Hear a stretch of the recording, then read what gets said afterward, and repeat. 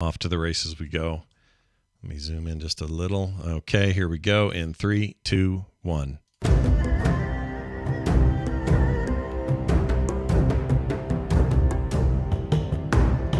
Hello, everybody. Welcome back to There Will Be Dungeons. Time for some D&D with you and us, and we're excited to be here. I'm Scott with Bo, John, Kristen, and Kyle. Thanks for joining us, and thanks, hopefully, some of you for drinking Phoenix Pearl Tea right now while you're listening to us at phoenixpearltea.com/TWBD. Go check them out today. Before we go any further, it's time to throw the microphone to Kristen, who will catch us up on what happened last time on There Will Be Dungeons. Last time on There Will Be Dungeons, as the paladin and his 8 Kuromukishi sought surrender from the surviving soldiers, the party prepared for the coming combat. Varel was the focus as Stanley altered his appearance into a giant ape, catapulting cars and crushing creatures with large leaps. Varel pushed on the paladin as Nash, Hope, and a simian Stanley and careening cars concluded the Kuromukishi. In a final fell fatality, with breaths belayed for Stanley and Hope, Varel swung the sword they had swiped for him and purged the place of the paladin as Nash's noxious foul farts finished off their foes. But as this whirlwind whipped about, the 90 Nashes managed to make meteors that meted out mean mutilations to the surrounding solar mines as confirmation of cannon calling came in. Now rejoin our heroes and their forces as the battle rages for the fate of the wide and weird world of the Wastes.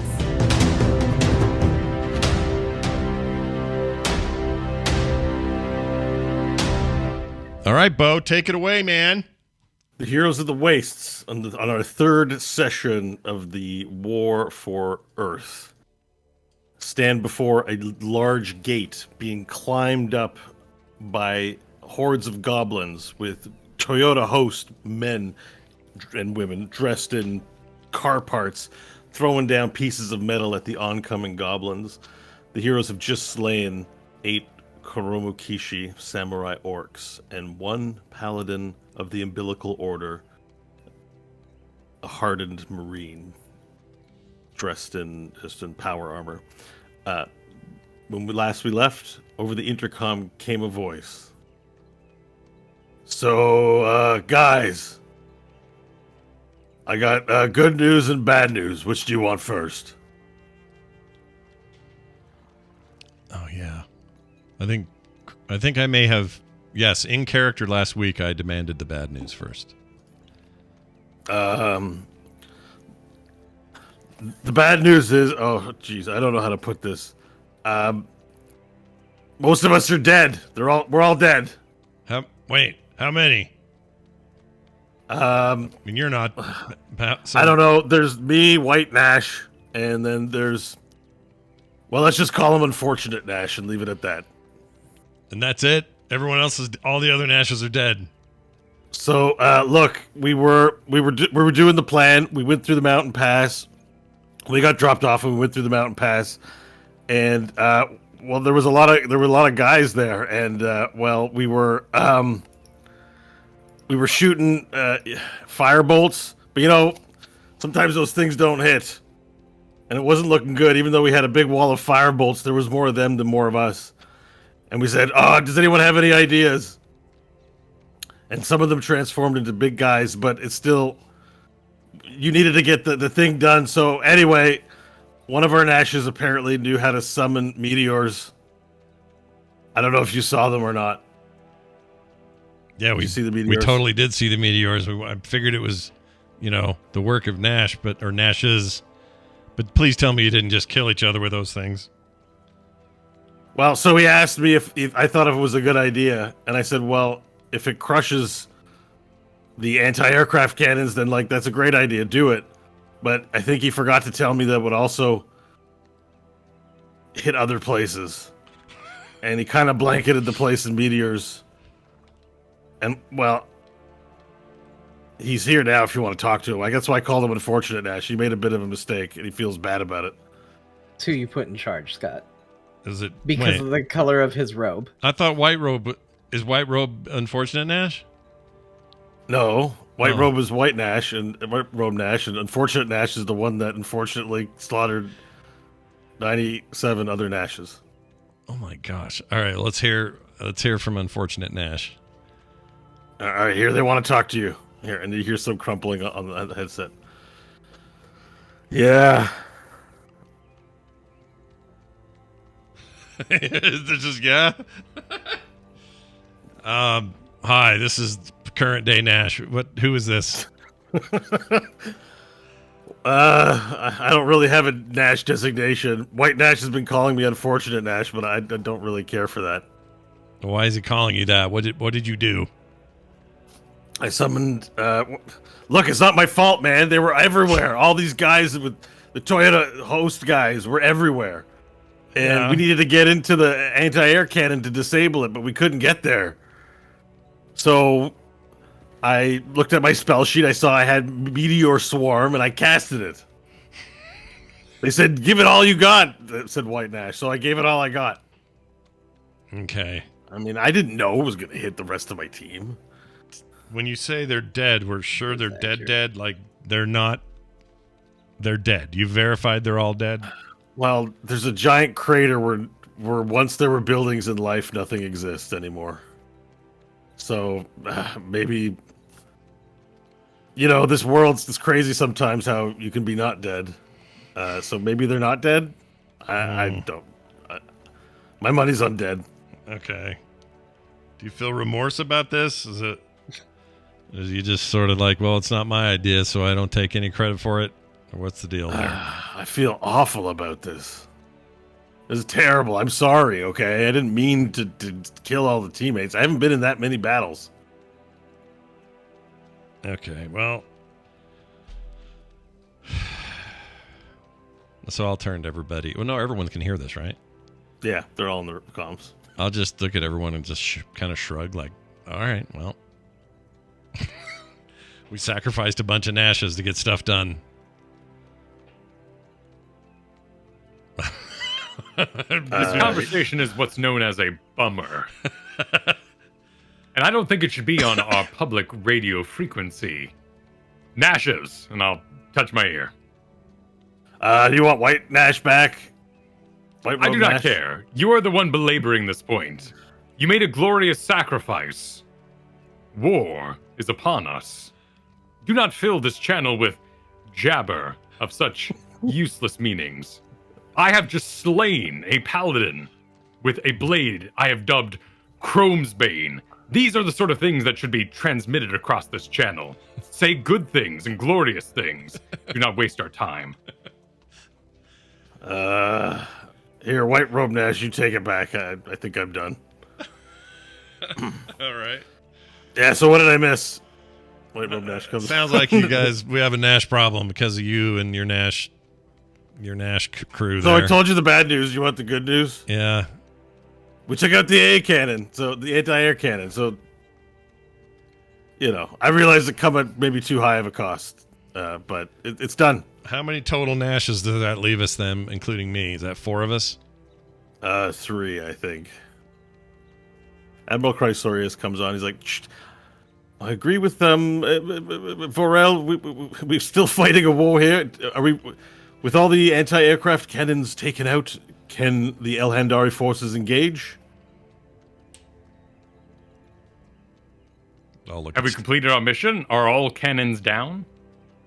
Yeah, at the end of last episode, Dine Talus confirmed, Monsoon confirmed, the TAC team confirmed.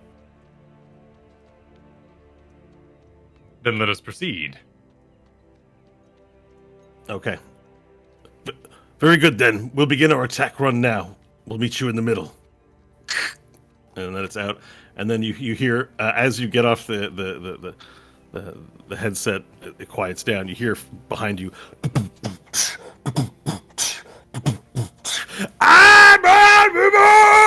and then a vehicle pulls up behind you. Vorel. Bok sitting on the throne. He's like, bro, go to top. Vorel, help, go to top. And he points to the wall, and you see the goblins sort of scurrying up, but they're getting beaten back down by the Toyota host atop the wall. We must climb for Blowy wall. We'll blow the wall. Come to car. and then he gets out of his throne and he jumps to the back and he hits the top, and then some goblins come out, and then 3 goblins hang off this lever, and it opens up the back of this like school bus, half of the vehicle, and a catapult appears. He's go up, and then he climbs in. Bok climbs into the catapult, and then he holds his hands out, and the other goblins place blowy in it and start lighting it up. And he puts a knife in his mouth. He holds. We go to top. Go! And then the goblins like chop the rope on the catapult or whatever it is they do. It's a lever. It's not a rope. You have to tie it up each other. Like, chink. And then Bok goes flying up onto the roof. And this is as cars, like the Liberators are still driving around. There are tieflings in vehicles as well. Chaos is happening. There's still a giant battle being fought for the wall. Bok flies up into the air and lands into the pile of Toyota Host at the top of the wall. And shortly thereafter, giant explosions go, and pieces of wall start crumbling down.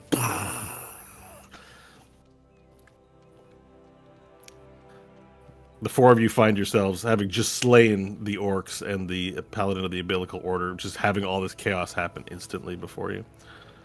Did the car drive off with this catapult contraption? No, it's there. It's right there. All right, I will slowly turn with a very large smile towards Stanley. Well, Stanley is still an ape, and maybe it's because he's mad about the Nashes and he understood at some level what's going on, or maybe it's just because he's an ape brain, but he has spent the entire time of this conversation picking up rocks, cars, metal, whatever he can find, and chucking it at either the Toyota Host or the wall itself. So he's just been throwing stuff. Oh shit! Yeah, okay. He turned to Stanley to do the smile, and he's busy. He's throwing car debris at the walls, pieces of slow Peter, and roaring. Again, unclear if it's as a reaction to the Nash news or unknowing to it, but he's mad. I'll look curiously at that, and then I'll try to ring my smile over to Nash. What's he looking like? I'm a little not forlorn, just a little in shock that we're down 97 Nashes. My face will grow in concern. I'll look at Hope. Hope will look at Varel and go, we need to get on Stanley's ship, heal up, and start the next phase. Am I the only one who sees a catapult here we could use to throw ourselves above the wall? Varel, we're going to use the ship, Stanley's ship. It can fly in. We can fly with Stanley. He can do the slow fall thing. We all get in the catapult, we fly over, we slow fall down, it'll be glorious. But then we'd have to fight our way to the center. And we need to save as much health and spells as we can. Believe me, I'm sure there will be plenty of resistance once we get to where we need to go. Now the paladin of the umbilical order armor begins beeping here. Beep, beep. Oh, it's that thing again, everyone. Is Nash still floating? Yes. I will grab him like a child's balloon and start running away from the bleeping man. Can I grab the armor and chuck that at the wall? You most certainly can. You would have the strength for it and 8 to lift it. I'm fairly certain. Alright, I'll do that. Alright, let's do an athletics check. I'm already grabbing everything around me anyway. It's a big metal man, and now it's beeping, and that's annoying, so let's grab that up and chuck it at the wall. Give me your ape athletics check. Give me your best ape. Okay, let's see. Giant ape. What is the giant ape? The giant ape has a strength of 6. Athletics plus 23, I mean. 9, so... Yeah, that's right. Well, 25. Okay. So how do you, is it an overhand throw, 2-hand, 1-hand? Do you spin around discus style? He looks like he's raging, so he's just grabbing stuff and and there's like a level of logic, like you can tell deep inside the back part of his ape brain, there's at least a friend or foe acknowledgement, but he hears the beep and you just see him look down, grab it almost instinctually, like what an annoying beep, and then just chuck it one-handed at the wall. Okay, you chuck it and it goes super fast. Whoo, hits the wall.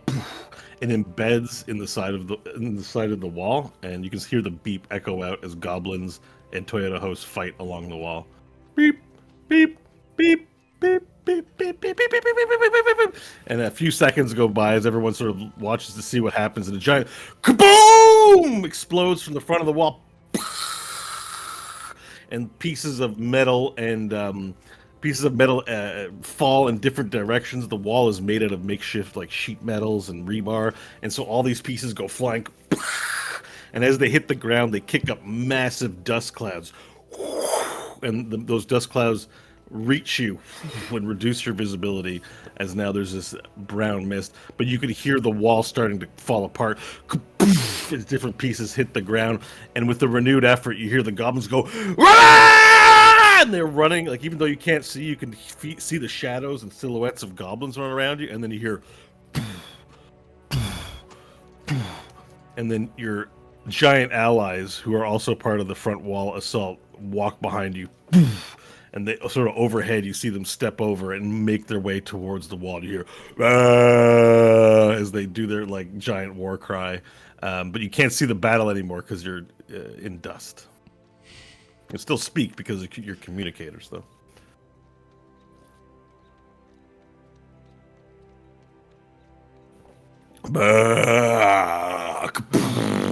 You hear like a large hit of club on stone. So sad. And I imagine myself being in the catapult flying over the giants, arms doing the momentum thing as I roll in with a big sword. But It's not too late. The wall was not fully down last you saw it. But your Stanley, friends... get your ship before I make a decision for us.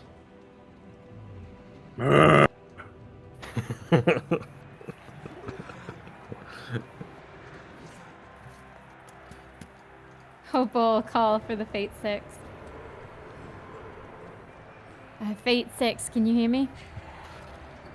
Oh, this is First Hand Sever. Check it in. What can I do for you? Are we ready to go? We're ready to go. Right, we're on our way. 60 seconds. Is it all clear there? I see a lot of dust down below. As far as we can tell, it's good, but I have no idea what's in the dust. Right, we're not making a landing. You're going to have to jump on the ladder. You're going to be able to see it? We'll try. Let us know when it's down. Right. So 60 seconds goes by, and then you hear more crumbling. And you see vehicles drive by. Vroom, vroom, vroom, vroom. And in the sky, the airship descends.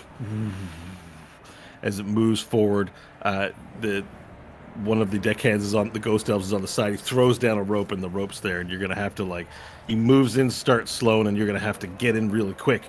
So does everyone make their way onto the ship? I mean, I would. No party splits? I would go. Yeah. And as giant ape Stanley reaches for it, his hand turns back into the hand of a human and elf. All right. And grabs a hold of it as he starts climbing. All right, so the party one by one clambers aboard and gets up on top of the ship. And you are now aboard the Fate 6. And we can now revert the Roll20 map back to the battle map, and we can make some updates here on progress. 1 second, I gotta sneeze though. I couldn't find the mute button in time, sorry. Bless you, sir. Bless you. Sorry about that. I couldn't find the mute button. All right, everyone, we should be back to the Solar Mines map. So you see now that the goblins, liberators, giants, and tieflings are attacking the front gate where the Toyota host is. You are now aboard the Fate 6, which I have here.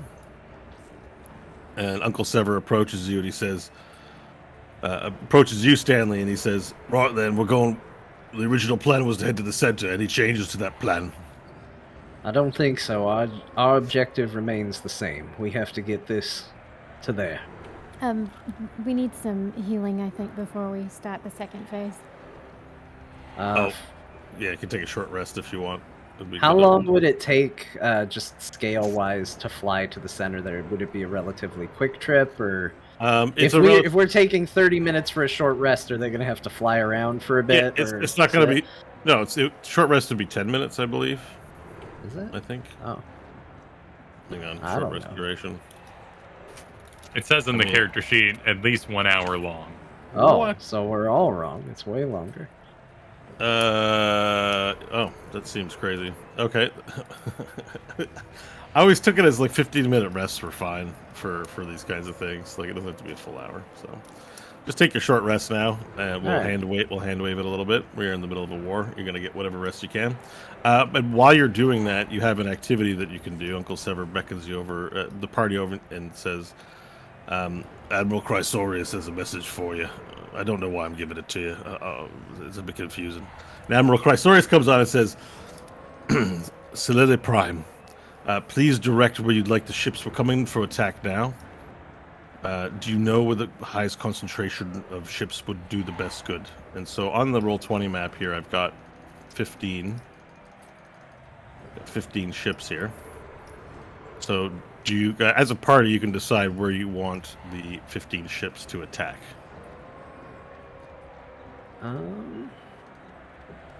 So we got the 2 Nashes that are in the crater on the bottom left. They're not under any kind of attack at the moment, it would seem. And I'm actually going to remove these units because that force got wiped out with the crater. There are 2 forces. There's like about 1,000 Toyota Host and a Slow Peter and a couple of paladins as well on the southeast. And it's only the tactical team, which is like 75 lizard folk. So they're kind of outnumbered, like 1,000 to 75. So they might need some help. You've got Diantalis, who's up in the top left alone with versus an army over here.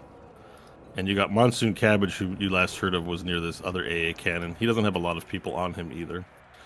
But you can decide where to concentrate the forces for the El Hindari fighters. And roll your hit dice. You guys know you guys can roll your hit dice to recover your hit points. Oh yeah, can someone remind me where I have the hit dice?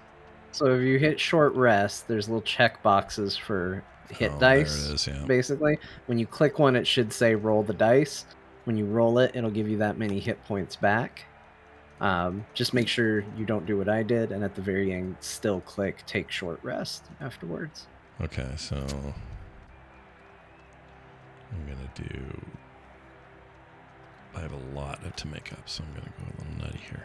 And you can go crazy. Whenever you take a long rest, you recover half your total hit dice that you've expelled. Yeah. So you can kind of go crazy with it, especially if you know it might be a while before you get a long rest, because you'll be getting half of those back anytime you take a long rest. So better used than not used.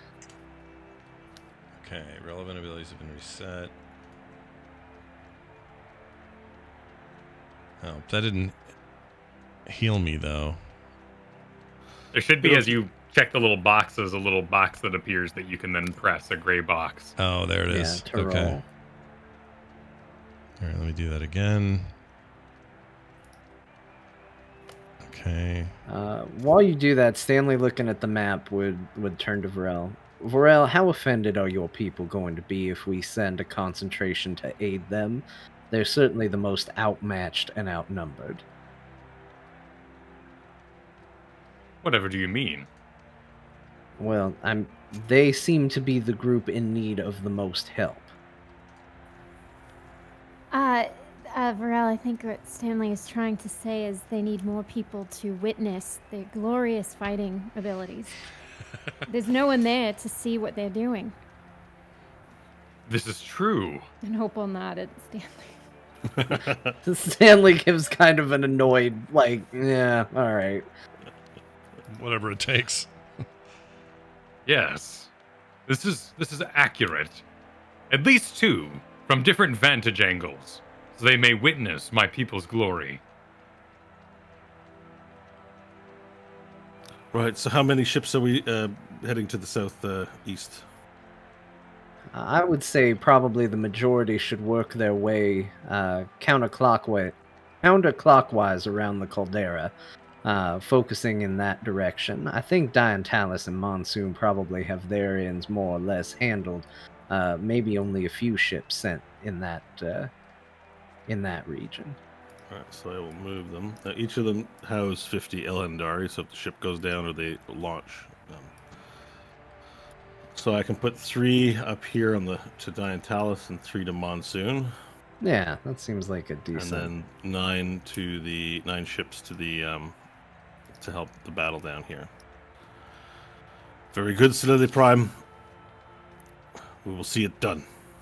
And your headpiece silences again.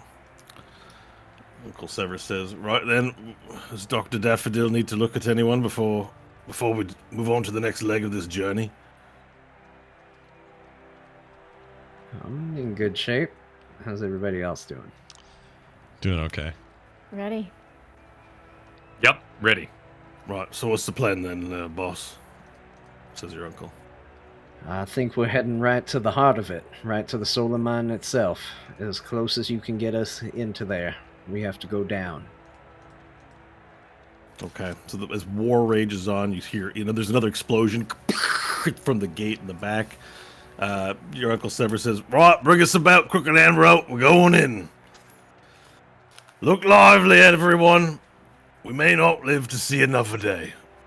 And the ship moves around and begins making a beeline for the front. Now, as you breach the top of the mountain, there's a circle of mountains which encompasses this valley, and you begin to see the Elhandari ships take flight formations and fly to the various designated points as battles erupt in 3 different places in the valley below. You also see like the government buildings and Workerburg, just these like blank cement block buildings, and then this dome with this crazy suburban city like you've never seen before, like this tower and all these like nice homes and stuff inside of this glass dome. And as you head to the center towards this ominous looking tower sitting in a pool of lava, from that pool of lava, a cyclone of lava. I'm saying lava a lot. It's kind of annoying me now, but a cyclone of lava begins to emerge. And it emerges up into the sky and begins spooling about with the clouds above. And as this happens, Stanley, Yunyan silently takes her place at your side. She's been waiting for you on the ship. She moves to your side. And you notice this, but then your uncle comes to you and goes, or he doesn't come to you, he just looks at that and goes, "What in the hell is that?" Stanley, is a cyclone of lava in your plan? No, I can't say we accounted for this, but it's still where we need to go. We need to get a closer look, safe as we can. All right, and as the cyclone, as you insist on going, he goes, "All right," and as the cyclone expands further and further, you see these from either side, these sharp, pointy silver things emerge, and then they go, they go. You see this flapping on either side of the cyclone, as if the cyclone was flying. And the wings begin to emerge, and then from the base of this cyclone, a large bulbous shape comes out. Like as if something's being pulled out of the ground, and as it's pulled out of the ground, spittles of lava. And I really spit, sorry. Lava just like begins to merge out, and you see it pulls itself out, a large chrome dragon. And it lets out as it pulls this giant egg from the ground. The egg is enormous, bigger than the building itself, and it pulls this big egg and then it lets go of the egg and flies into the air. And then it lets out a jet of steam as it breathes on an Elhandari ship. And hot steam, not fire or anything else, just a jet of steam, and it melts. The Elhandari ship just goes and crinkles into like trash and goes and just hits the dirt, and it starts to fly out. And you hear it over the thing, "Captain Lily Prime, there's a freaking dragon! It's taking out all ships! What do we do? No! No! Ah!" And you hear as it takes out another Elhandari ship. It hits the ground. What do you do? I will hold my sword in front of my face and say, "Get me on that thing." All right. right, and I will put this chrome dragon on the token there so you can see it flying around.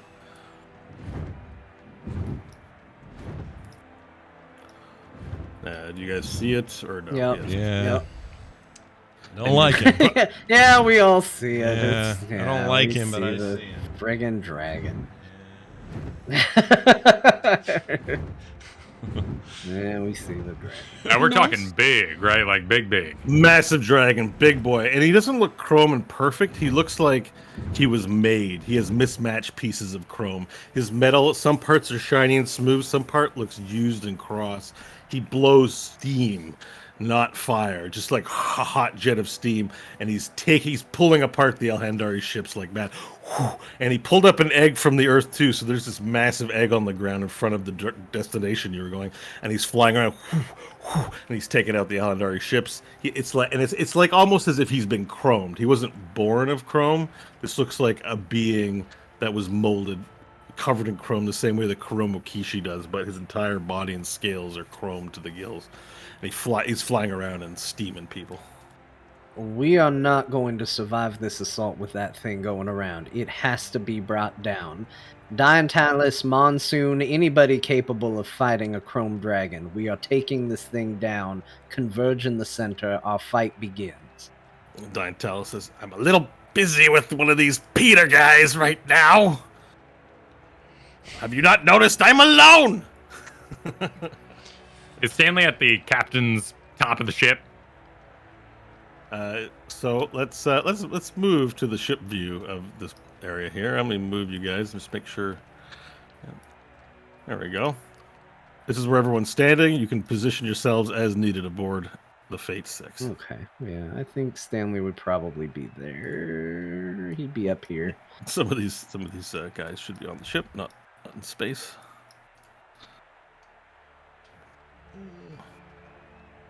There.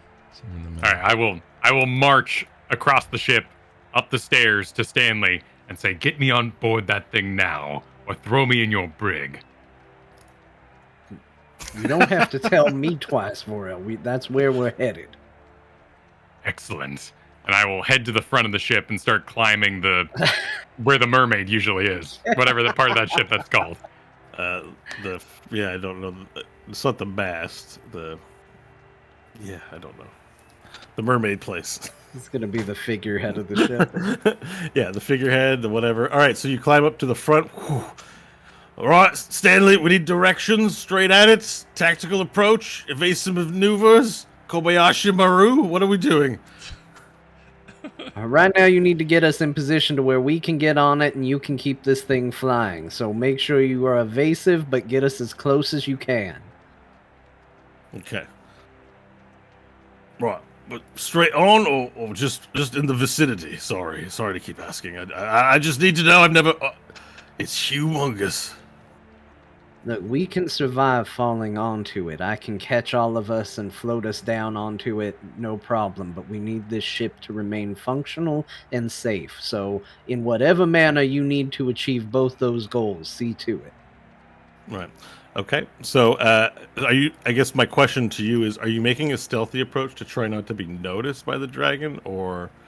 Are you... Yeah, we don't want to just like fly down its gullet. We want to get to it. So. All right. Well, on behalf of I want the entire team to make a stealth roll to not be noticed versus the dragon's perception, because you are flying in the sky.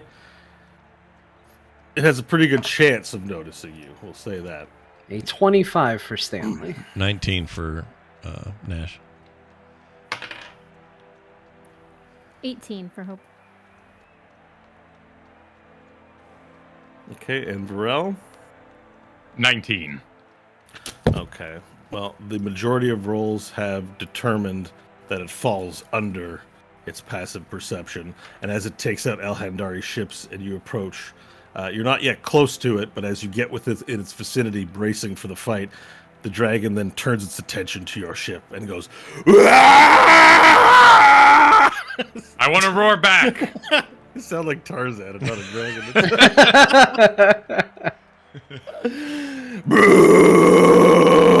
as it flips around, turns to you, and flies into place, and its legs are dangling, its wings are out to the side, and it has its head poised straight up. And it looks like it's just giving you a minute before it pounces. Do you maintain course?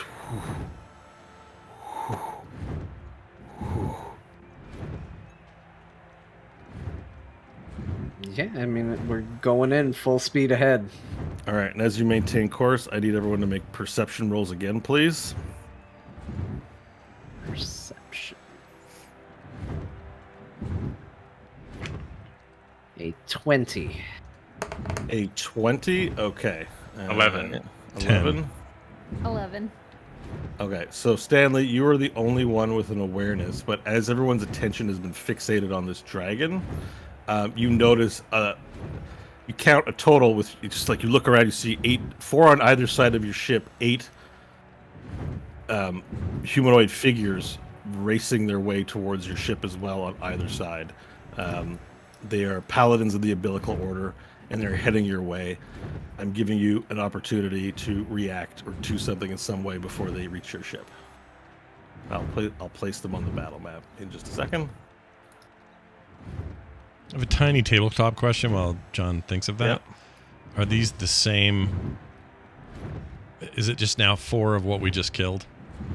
Yeah, it's 8 of the 4 on 8 each of side. it's 8 of those Marines, of those paladins of the umbilical order. So they're now on the map, and they're beelining towards the ship as well. And the dragon is facing you down from the front of the ship. I'm going to put the dragon on the map as well. Just give me a second. All right, here's it's not actually there, but I'm just marking it there so you see that there's a dragon, a chrome dragon in front of you as well.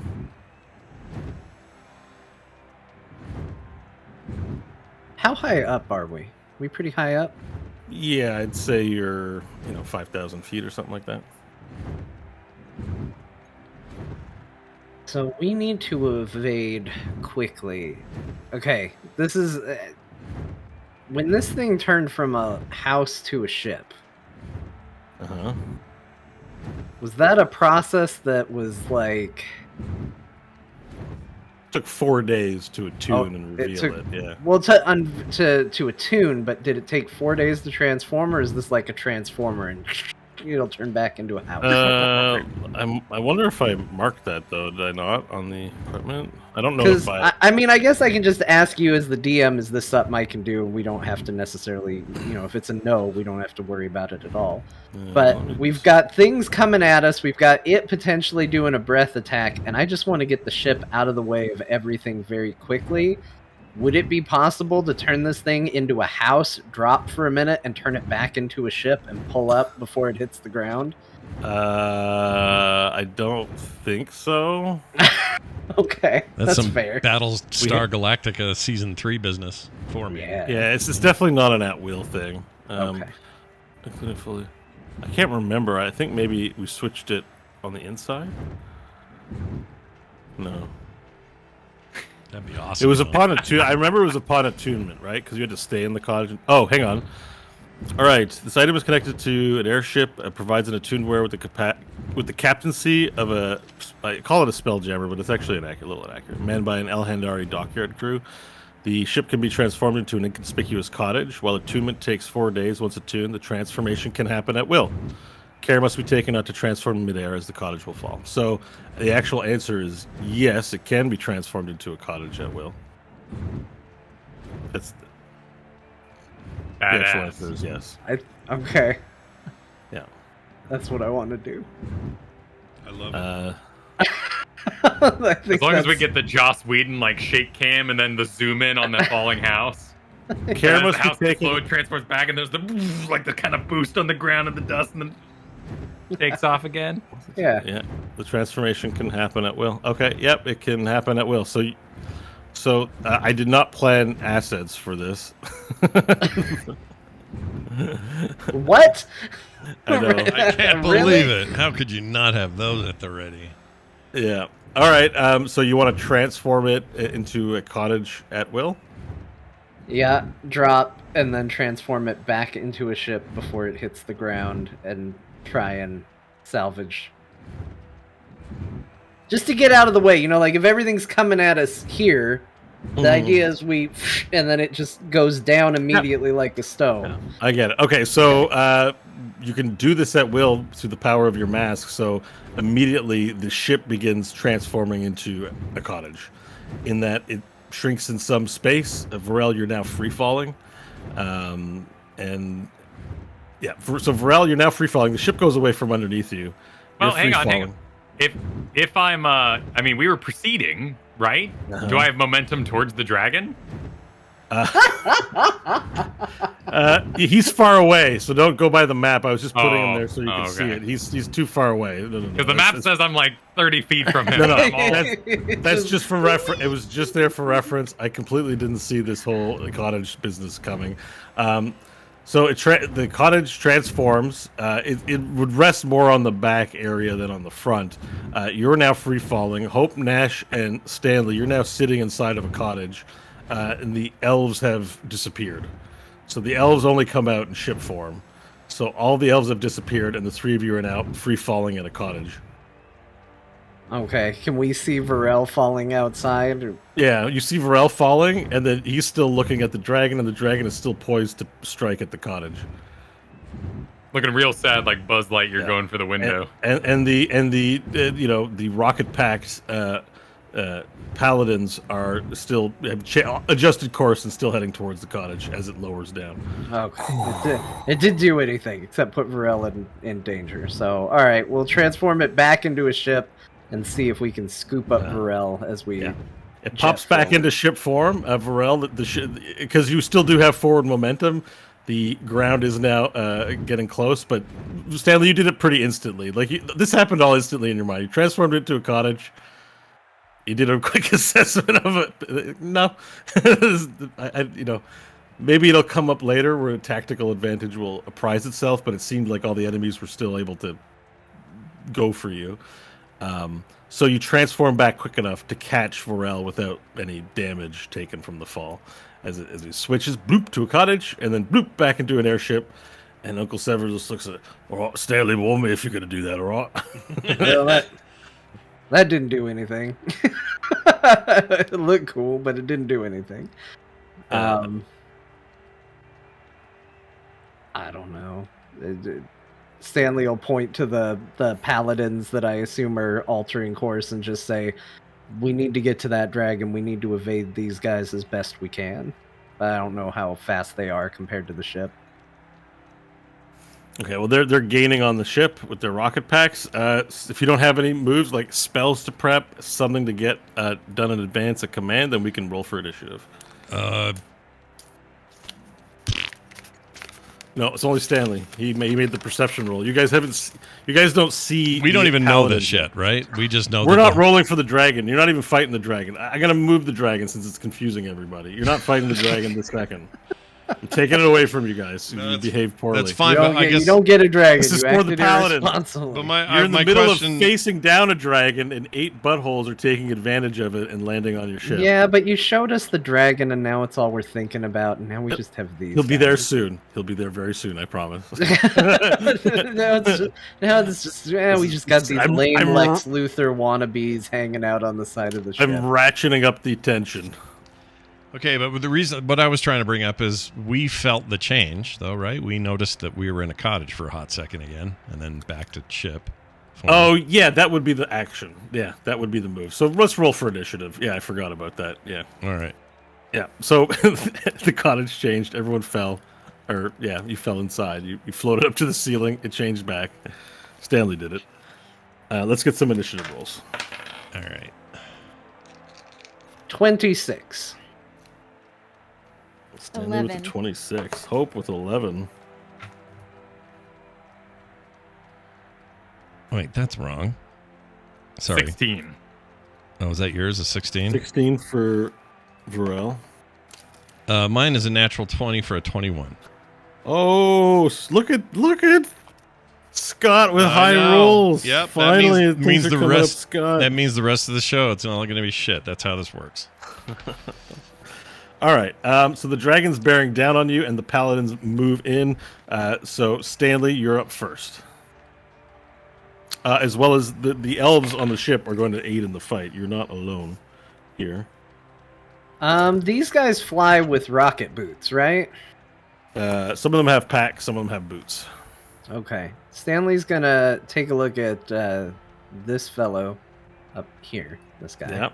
Mm-hmm. And I'm gonna cast a spell called Shatter. Okay.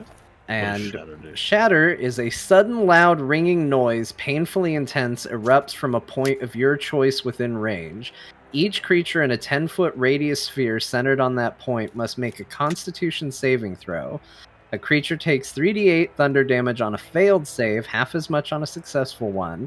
A creature made of inorganic materials such as stone, crystal, or metal has disadvantage on the saving throw.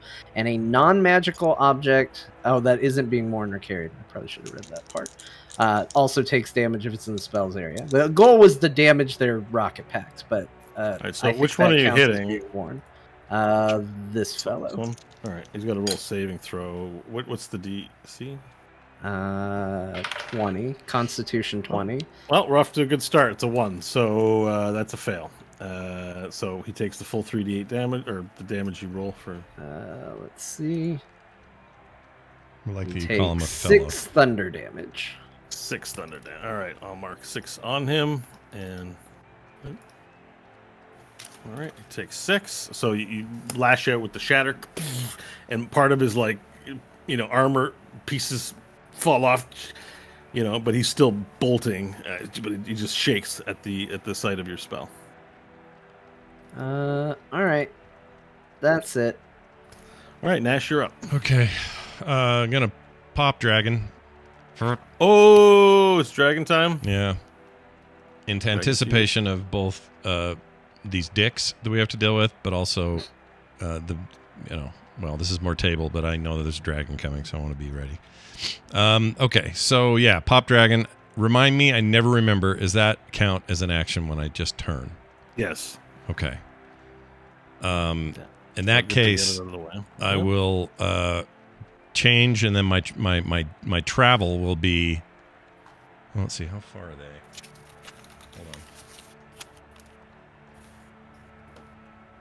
65. I'm gonna give control of this to you.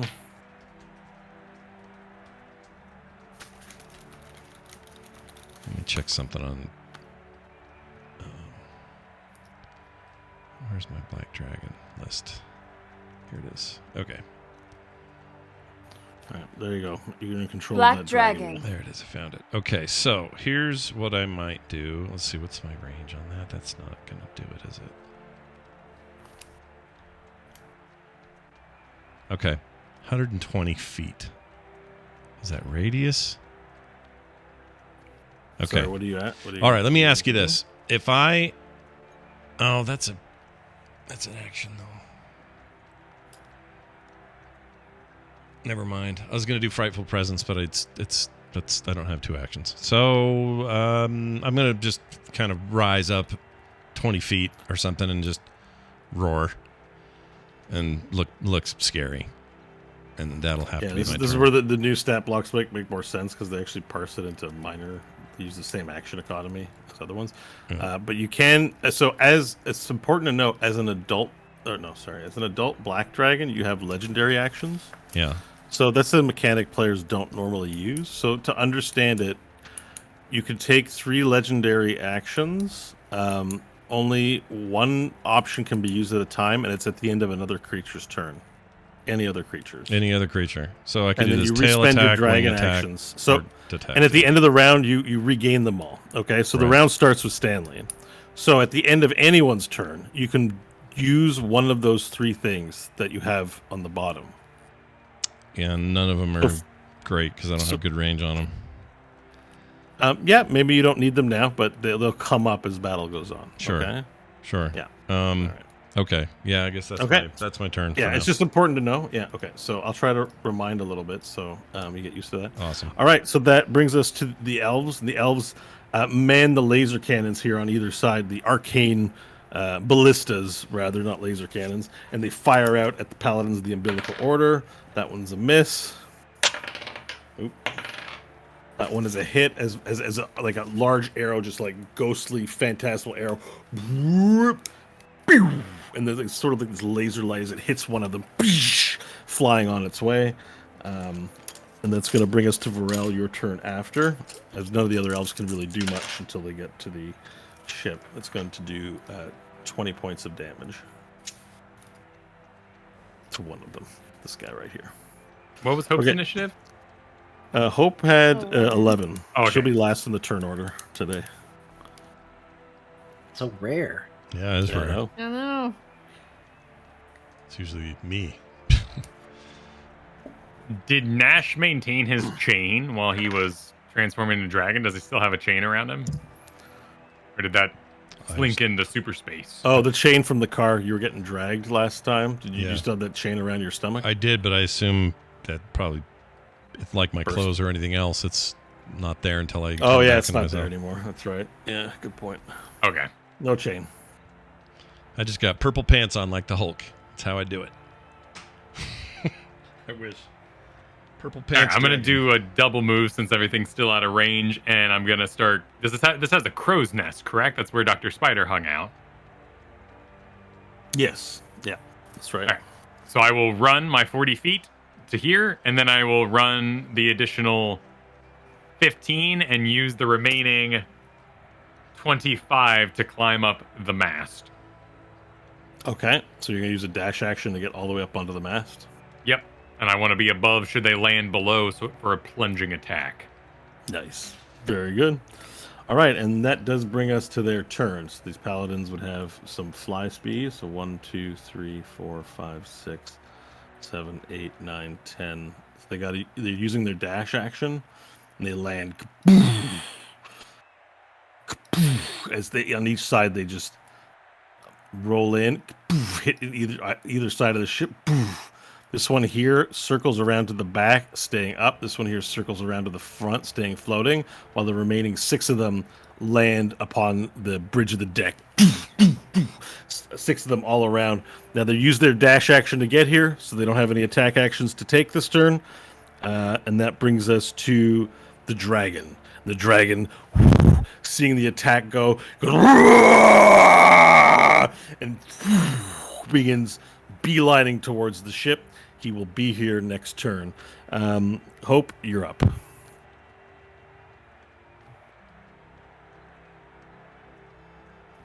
Pardon me. No, it's doing okay. Some goldfish. Okay. Roar, says the dragon, while you give chance for Hope to get ready.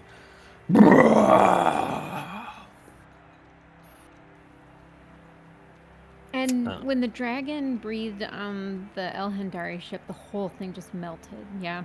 Yeah. Yeah, it has steam breath, from what you can tell.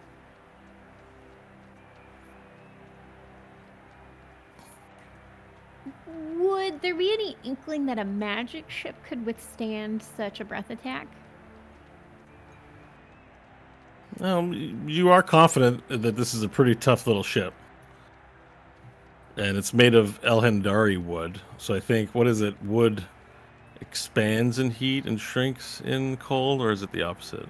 Something like that, though, right? Wood contracts in cold and expands in heat. Oh. That's what it is. Oh, the reverse? Yeah. You Expands in steam heat? wood to make it all bendy. Yeah. But it definitely expands in heat. You'd have to have some humidity, though. But it's not just like some warm humidity. It's like a full steam jet. Like it'll do damage in the standard way you'd expect dragon breath to do damage. Yeah. Okay. All right. Hope's pondering some things at the moment, so she's gonna come around the dragon clockwise and start attacking the first paladin she runs into. Okay, make your attack roll, please. All right, first one. 26. That is a hit. 11 piercing. Okay, perfect. Let me have a look here. All right, so you find weak points and stab for 11 points of damage. Cool. Second one, 23. Yeah, that's a hit. 12 piercing. Okay, 11, 12, and the third one, please. 22. Okay. And since we're doing a lot of rolls and you've made a lot of attacks against these guys, I don't mind just putting it out there. The AC is 20, so you're looking to make 20 Okay. or higher on rolls. 13 for the next one? 22 for the next one, and then 17 piercing. 17. Okay, so 17, 12 is 19, 29 and 1. So you full 30 points of damage to him. Cool. And then Alright. she'll use her bonus action to throw up diplomacy and make an attack with that. Okay, perfect. I'll get that for you in a second. Make the attack roll, please. Perfect. Hits with a 21. It's a hit. 9 piercing damage. Okay, 9 more for 39 points of damage. All right, you do 39 points, so you rush as it lands, you rush right towards him from the rear, and you begin finding chunks, cutting wires, things in between the metal plating, stabbing in between, and then using the sword to do the same diplomacy, the rapier. And you hear him go, what is that? You know, as he attempts to turn around to face his assailant. Okay, Stanley, you're up. Stanley's going to spin around to this guy floating on the outside of the ship, and he's going to polymorph him into an innocent little bunny rabbit. Oh. You're going to polymorph the guy in the back? Yep, Yeah, that one. guy. All right. And the roll... Wisdom DC, 20 wisdom. save. We'll call him Plummet. Plummet. That's adorable. What's his wisdom? It's not a save. He fails. It's close, though. So you turn him into a bunny rabbit? Yeah. Yeah, so you turn him into a bunny rabbit, you hear a book, and the bunny rabbit goes... As it paddles the air, and then he just starts... pretty much instantly starts falling. He's gone. And then let me just check my distance here. Where is it? 60 feet. How far away is everybody? Everybody's within range. Okay, so then I'm going to also activate the Mantle of Inspiration. Everybody is going to gain 14 temporary hit points. Nice. That would be Varel, Pope, Nash, I guess Dragon Nash, technically. It'd be on the dragon. Union, and myself will be who gets the 14. And they can move without incurring opportunity attacks if they want to spend their reaction to do so. At this time, like now, right? Right now. Yeah. Okay. So you got a lot of movement as a dragon. Yeah, I do. And can I see the other dragon yet? Or have any sense that it's coming? I mean, you can see him. He's bearing down on the ship. He'll be here next turn. Very imminently. Can I Okay. use my movement to jump on top of Nash? Do some dragon riding? Yeah, I want to ride Nash. Absolutely. I mean, I would be a willing participant if he wants. I was gonna move to the front of the ship, just sort of be tip of the spear over here, but You can do that, and Varel in a swift motion can jump off and land on you, and then you're both at the front of the ship. okay.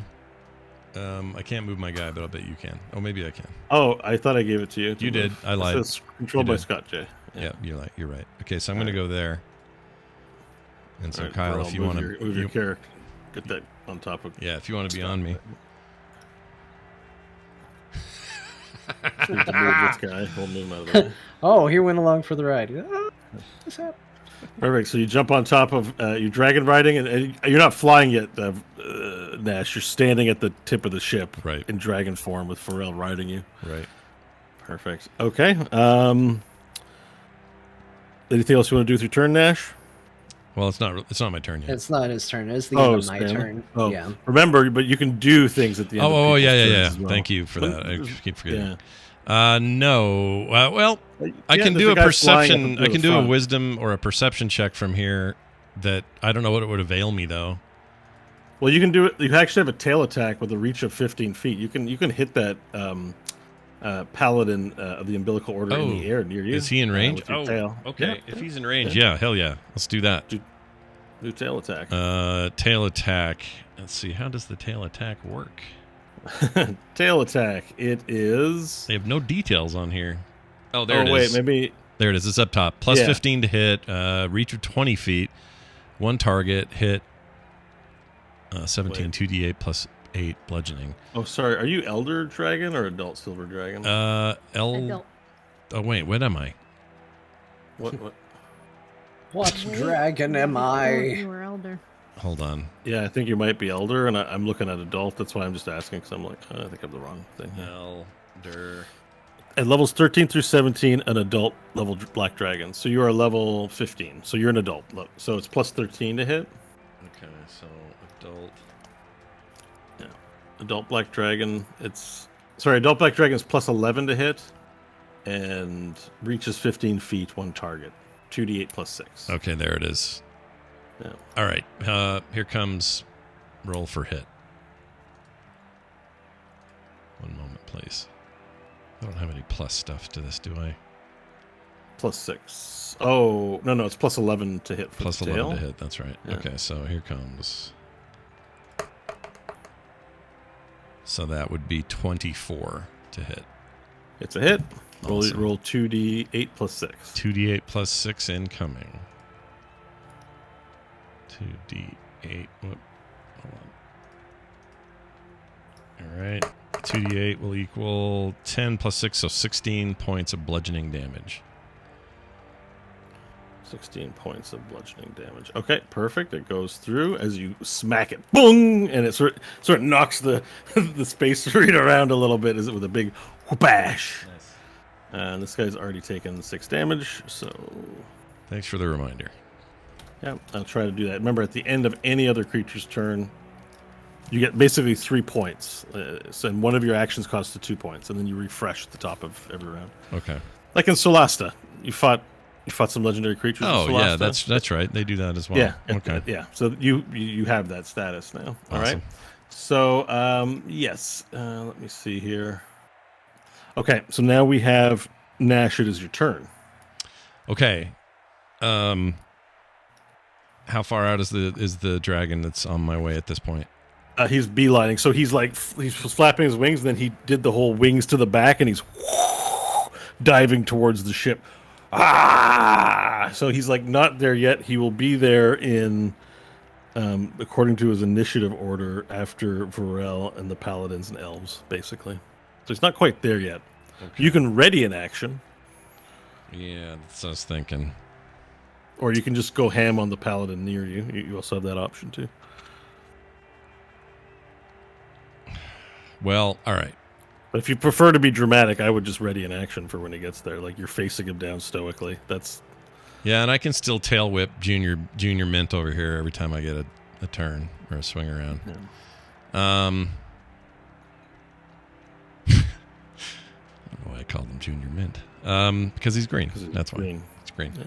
Even though Junior Mints are not green. Anyway, let's do. You know what? Let's ready an action. Let's ready Acid Breath there. Okay, so you're going to ready the casting of Acid Breath. Yep. So as soon as I think he's within the 60-foot line that I need and the 5-foot wide, I'm going to let that fly. Okay, perfect. Excellent. All right, the elves now get a round to go, and they begin to circle around the paladins and make their attacks. Gorgeous Georges comes in. He's going to swing at this guy. And the brave ghost elves, yeah, we'll do that. Jump down, surround the paladins of the umbilical order, not granting them any quarter as they move to surround them. So I'm going to surround them so that, like, they're here to protect you. So they move into those directions to do so. Okay. Yeah. Some of them will resolve hits. But essentially, and that includes Union standing in front of you. Sever and Crooked Hand Row are going to stay navigating the ship, but basically all deckhands, because they didn't really move last round except to do 2 arcane shots, so I'm giving them the benefit of the doubt, but they're basically all surrounded now at this point on the ship, except for the one floating, okay, that sort of you tail whipped. So all the paladins of the umbilical order are now surrounded by the crew of the Fade 6, making attacks on them variously. Let me just got like a quick way of resolving attacks on them. All right, perfect. 4.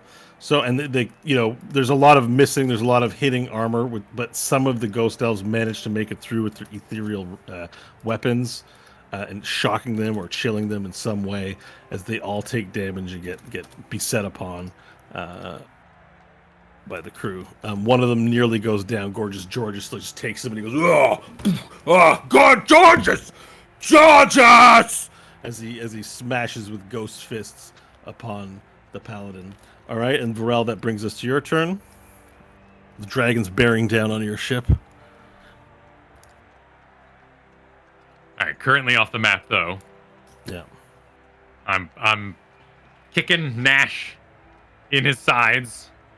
Want him to fly into the beast's face, but it's not his turn, and he's not going to do it yet. Do you want to ready a particular action for when it appears? Well, he can't do a movement as a ready. He's just going to do a breath attack. So I do have. You wanted to leap onto him. If he gets within a certain range, you could make an athletics attempt to ready, for example. So I have instinctive pounce. As part of a bonus action, you can enter your rage and you can move up to half your speed. It calls itself a pounce.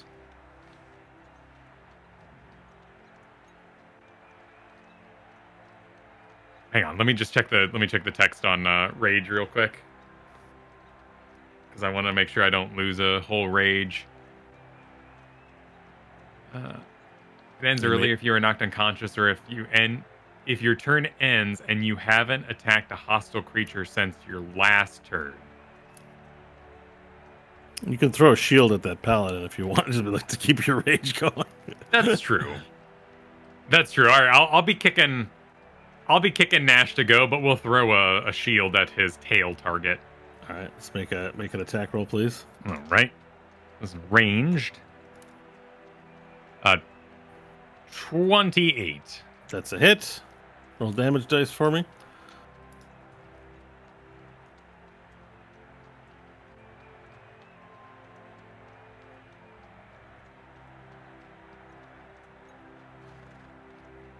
Be 6, 13 for the first attack. Okay. And then bring that shield around again. This one would be a 14 versus the AC. Yeah, so that's the 14 would not be a hit. But you do connect with one of the shields, maintaining your rage. As you just as it comes up, you're not even looking, you're just throwing the shield off to the side and just hitting it as it attempts to get closer to you, and you knock it with the shield and it's got to protect itself. It doesn't land. Okay, and that brings us to the paladin's turns. Now we're not going to remind Scott to do a tail slap. Oh yeah, tail swipe. Tail swipe. You're a creature that just ended its turn. All right, so it attempts to fly at you, and you hit it with the shield, and then you hit it with the shield, doesn't do anything, and then the dragon comes out with another tail swipe at the thing. Yeah. So here comes. That is a 27. Yeah. It's a hit. Give me your damage dice. All right. 2d8 plus 6. So that's 12. Plus 6 would be 18 points. Okay. 18 points of damage. Pretty big. Yep. All right. So as you hit it with the tail swipe that time, you smack a part of its circuitry towards its back, and then it begins free falling. He's shaking as the paladin falls out of the sky and down towards the ground. Cool. You smack it with the tail. All right, the rest of the paladins then are fighting with the other ghost elves, and you hear cries, and Hope and Stanley, you can see this from your vantage point as deckhands begin going down to the lasers of the like they'll shoot at a laser. This guy goes deckhand here. This ghost just goes "Run!" and just disappears out of existence. This one here disappears out of existence. This guy here actually has these sort of micro missiles that just fly up and then land all around him in a circle and clear out the various deckhands on this side here as the crew begins to thin out. We're now up to the dragon. So the dragon has been beelining, wings behind his back, flying straight towards the ship. I will now add him to the map so everyone can engage with him as needed. He flies towards the ship and he breathes in, and as he looks like he's ramming speed with the ship at this point. So he's, and with that, Crooked Hand Ro has prepared for this, as you told him to do evasive maneuvers, Stanley, and he veers off a little bit to the left, and as the dragon comes forward, he rams his head into the side, chrome scratching wood. Do we have any triggered actions now that they're within range? Hope and Nash and Varel, sorry. I think Nash, you wanted to fire. I was going to breath. Yeah, I was going to do acid breath before he gets to that point. Yeah. And let's do your acid breath. All right, here comes. Let's see here. Okay. To hit. That would be a 20. Sorry. That would be a 29. No, wait. Would you say 11? What is my thing? Plus, what is it? Plus what? Plus 11. 11. Okay, so it is. Numbers. So it is It's 20. numbers. So it's 30. Right, yeah, that's a hit. 30's a hit. All right, good. 30's a hit with your, well, wait a second. This is your breath, right? Yeah, it's the same. Well, acid breath is, I make a DC 18 dexterity saving throw. Oh, it's a saving throw. Sorry. Yeah. My bad. As the dragon. We throw all the numbers at the dragon. See what Yep, all of them. Deflect the numbers. What do you think of the number 27, dragon? 22. 30. And other numbers I can think He's of. holding his head. So I rolled a 70, which means you're going to get the full 12d8 acid damage on him. Okay. Yep. So, 12d8. Is that where I'm at? Hold on, let me make sure that's right. Yep. Yeah, 12d. Jeez. Okay, 12d8 acid damage. Here comes 2, 3, 4, 5, 6, 7, 8, 9, 10, 11, 12. 72. 72 Nice. points of damage. So you breathe, your neck extends out and grows rigid, and as it approaches, you belch a long. Is it a cone? Sorry. It's a Line. no. It's a long line of line. acid, like fiery green yellow acid breath. And as it hits his chrome metal, the chrome bubbles and ruptures and scars through his face. And the dragon screams. You can tell he reacts to goes as he pulls up, slows a bit, and wing air hits everyone on the ship. You can feel the whoosh, whoosh of the air as the acid bubbles forward, and he sort of stops, and he realizes he has a formidable challenger in front of him, and he stops. So you've burnt him for 72 points of acid damage in full. Pharrell, as he's belching, did you ready a pounce or just an attack action, or No, I couldn't. I had to maintain my rage. All right, so you're just watching this. You're helping direct the head direction of this. So then this dragon being belched on with this fights you back, Nash, with steam breath. Actually, no, he doesn't fight back in that way. He has to find your neck and make you stop breathing. He lunges in. He lunges in for a bite attack upon your neck. Damn. And that's a 21. That hits. Uh, My AC is okay. 19 as an adult black dragon. So it makes its bite. I'm learning what it's doing here. Hang on. Actually, multi-attack, it does all in one thing as an adult. Frightful Presence and the 3 attacks. So let's start with the bite. So it is a hit, right? Yeah, it's a hit. Sorry. Roll on damage. 20 points of piercing damage upon your dragon form. Okay. So I will mark it here on. We will actually we can track it. You see the health bar above your dragon token? We'll just track the dragon damage there.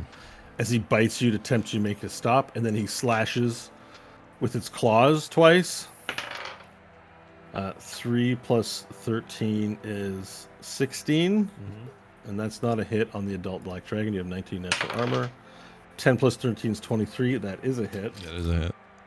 So we're gonna roll 2d6 plus 8 slashing. That's 7. You take 15 points of slashing damage. 15 or 50? 50. 15, 1-5. So okay. again, we can mark this on here. You're down to 160 hit points in dragon form. And then we have Frightful Presence.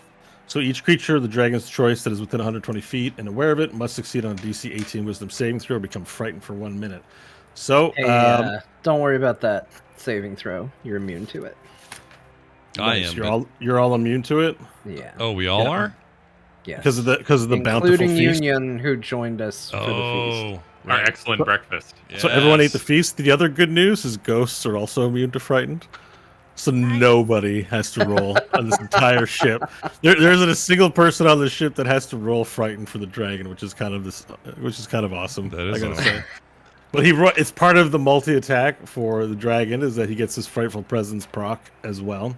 So he roars out, he swipes at you twice, Nash, and he bites your neck. And you're not grappled, but now he's there's the battle between you two at the front of the ship as he's flying and wrestling with you. Pretty cool. Hope, you're up next. Okay, Hope's gonna keep her fighter focus and go back to the paladin that she damaged already. And Okay. attack it. Yep. Make the attack roll. All right, first one hits with a 26. It's a hit. Roll your damage dice, please. 14 piercing. All right, describe how you slay it. Remember, the Can ghost I- elves are around it too, so you wheel your way through, and they're all pounding on him, including Gorgeous Georges. But you get the kill. All right, so she jogs in and does a very focused thrust into the heart area, trying to get his. Would he have? He's still kind of human, so his aorta.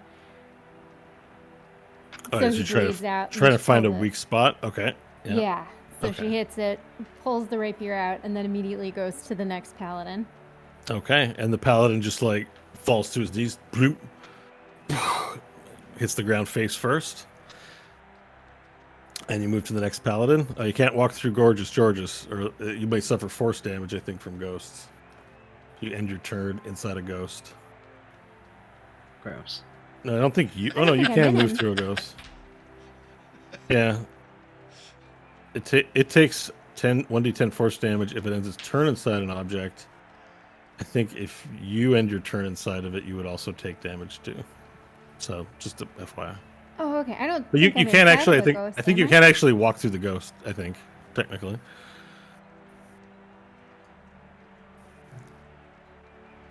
I don't I think I mean- hit anybody, did I? Well, do you see Gorgeous Georges there? Yeah, yeah. Yeah, Oh, he's there. Oh, he was gotcha. there. Yeah. They were surrounded. Oh, okay. Can you? Are you able to move your character? Maybe there's something weird about yours because it's funny that you're able to move your guy there. There we go. Okay, yeah. I Alright, guess it yeah. hadn't moved for me. Okay. Okay. All right. All right. Make your attack roll. All right, and this one I rolled an 18, so it counts as a natural 20. Yep, it certainly does.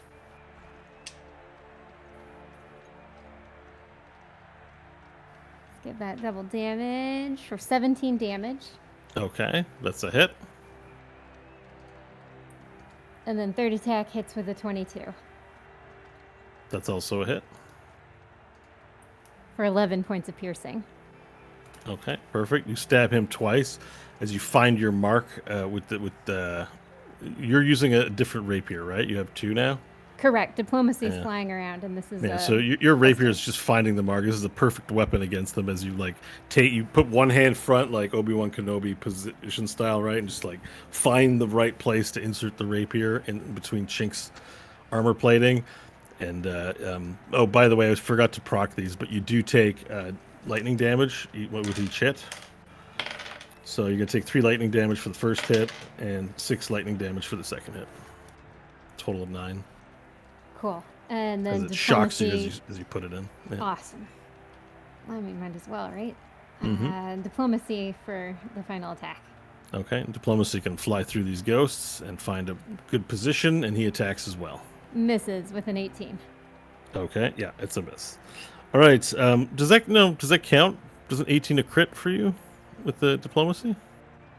It wasn't. I rolled an 8, and it was a plus. Oh, 10. an 8. I thought Yeah. 18. I'm sorry. Okay. That's the end of the round. So your legendary actions and the Chrome Dragon's legendary actions are now reset. I've been forgetting to use them, actually. So let's try and do better this round. Stanley, you're up. Hey, all right. Stanley's gonna go walk into the center of the ship. Yep. He's going to take the guitar off of his back. He's gonna strum and cast Destructive Wave, hitting every remaining paladin of the Umbilical Order. Okay. They And have what to are- make a Constitution 20 saving throw. Get my character sheet up here. They're con. Okay.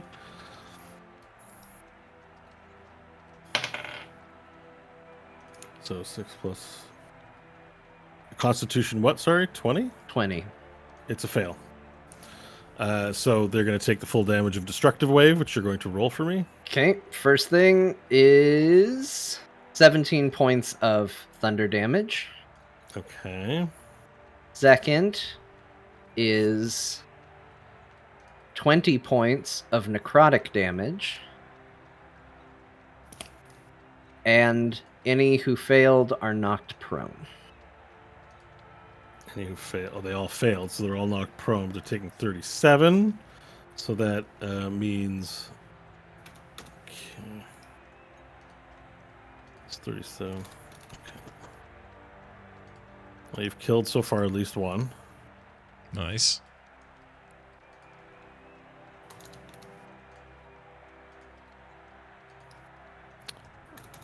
Uh, 54.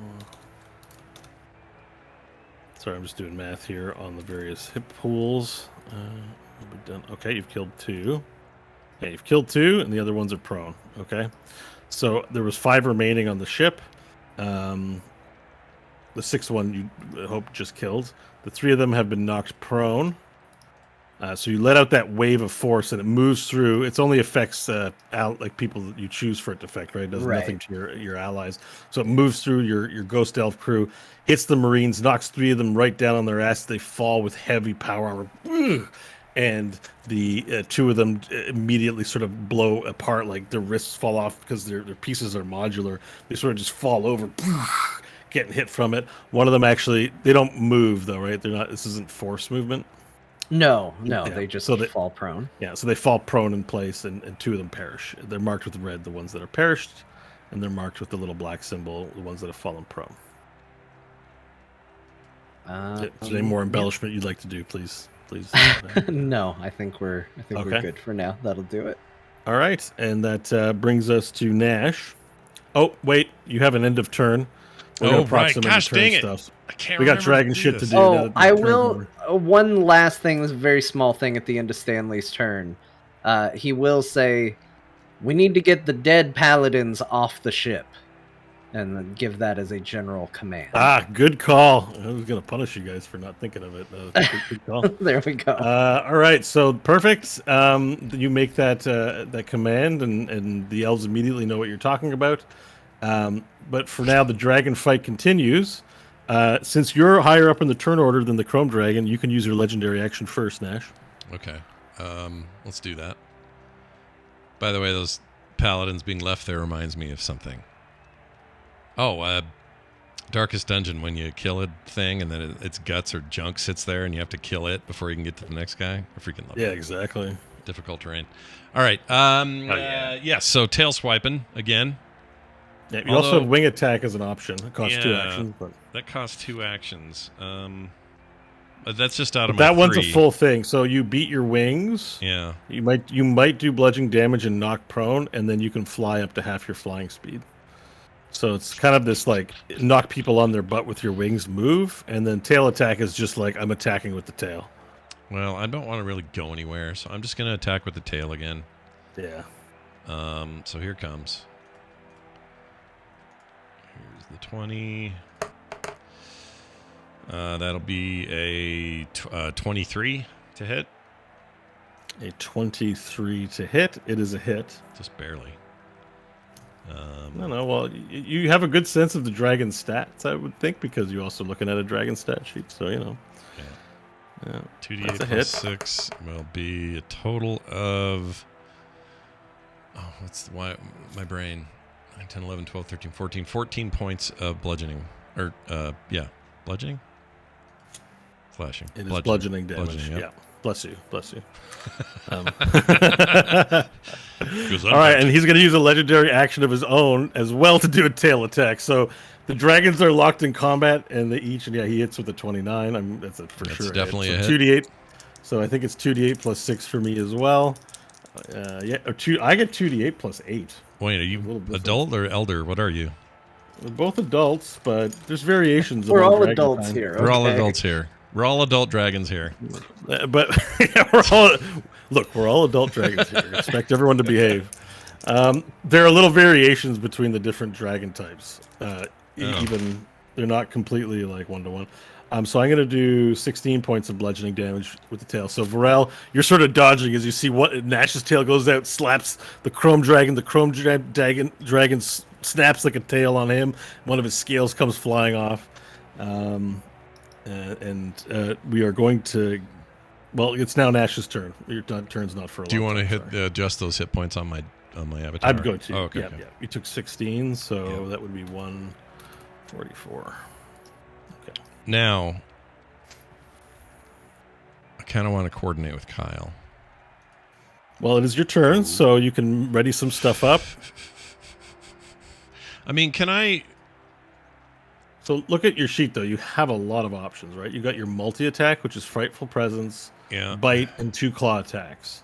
Yeah. You've got Acid Breath, which... Oh, you have to recharge, by the way. So can you roll a d6 to see if it recharges? Yeah, you both have to do that. Well, I haven't used mine yet, but you have to do that for yours. It's a 3. Okay, so no, you don't have Acid Breath available. Okay. It has to be higher than a what? I forget. It has to be higher than... It has to be a 5 or a 6 on a d6. Oh, a 5 or 6. At the start of your turn. Yeah. Okay. So, and remember, you do have legendary resistances too, where you can choose to succeed on a saving throw where you failed. Okay. But yeah, so yeah, you don't have much in the way of options.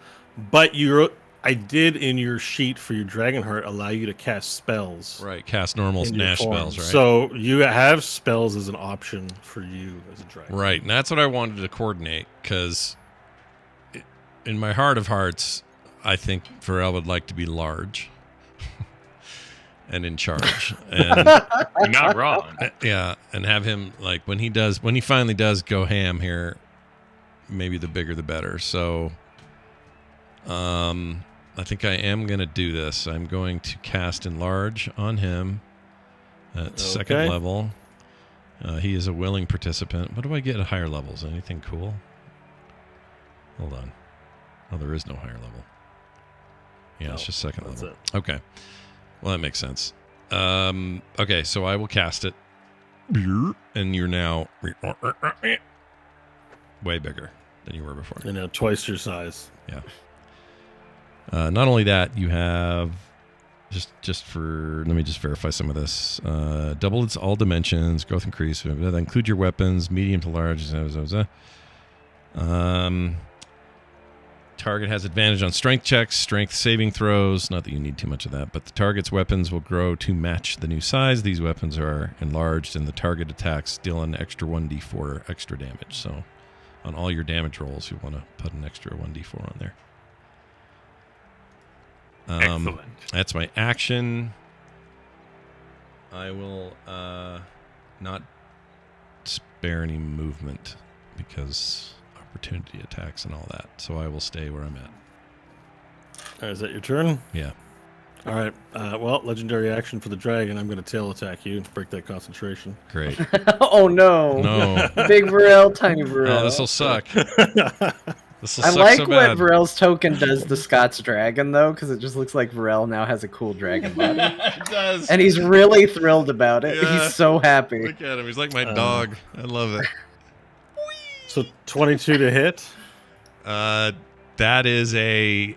That's a hit. Yeah, your AC is 19. 19. It's a hit. Gosh dang. So you got to make a concentration saving throw. All right, but what about...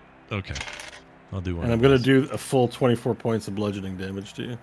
All right, you And said I said concentration. 24 cut in half is 12, so your D20 has to be higher than 12. Well, I have a +5, so let's hope here.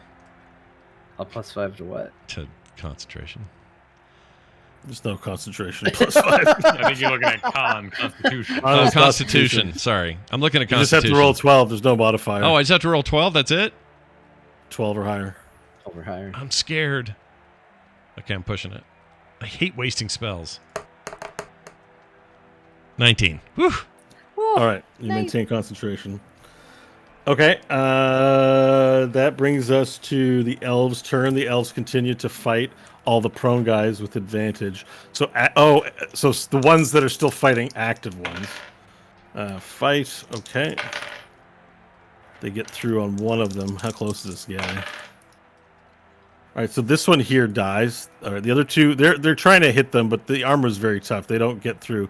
But this one towards the bottom here dies, Stanley, as the elves nail them. And then these ones here, they drag these guys over the sides and throw them off, as you instructed, as they fly off the sides and down to the ground below. Awesome. Damn. All right, yeah. So now that we move to Varel, your turn. You're now twice the size, riding upon a black dragon with a absolutely gigantic chrome dragon bearing down upon you. It's finally time to act. All right. Yeah. There it is. Visually in this picture, is it accurate? Does it have the horns? Yeah. Yep. All right. Yeah, that's how it looks. That's as badass as it looks. So since I was kind of riding Nash, I'll just sort of stand up like you would, getting off the seesaw as an adult. And I want to jump onto the dragon's neck and grapple it. Okay. So I want to athletics start roll. riding that dragon now. I'll move him to the back there so you can see. All right. Athletics roll, please. 25. Yeah. Not a grapple, right? This is just trying to climb a thing. It's weird though, but it is a grapple. No, this is a grapple. Yeah. Yeah. All right. Okay. I mean, if the movement's different, what I would instead do is grab its head. I want to, take control of its horns, wrestle the bull. The dragon doesn't have athletics proficiency, so that will help you roll somewhat. However, the strength modifier on a dragon is quite high. It's quite ridiculously high. So we'll see.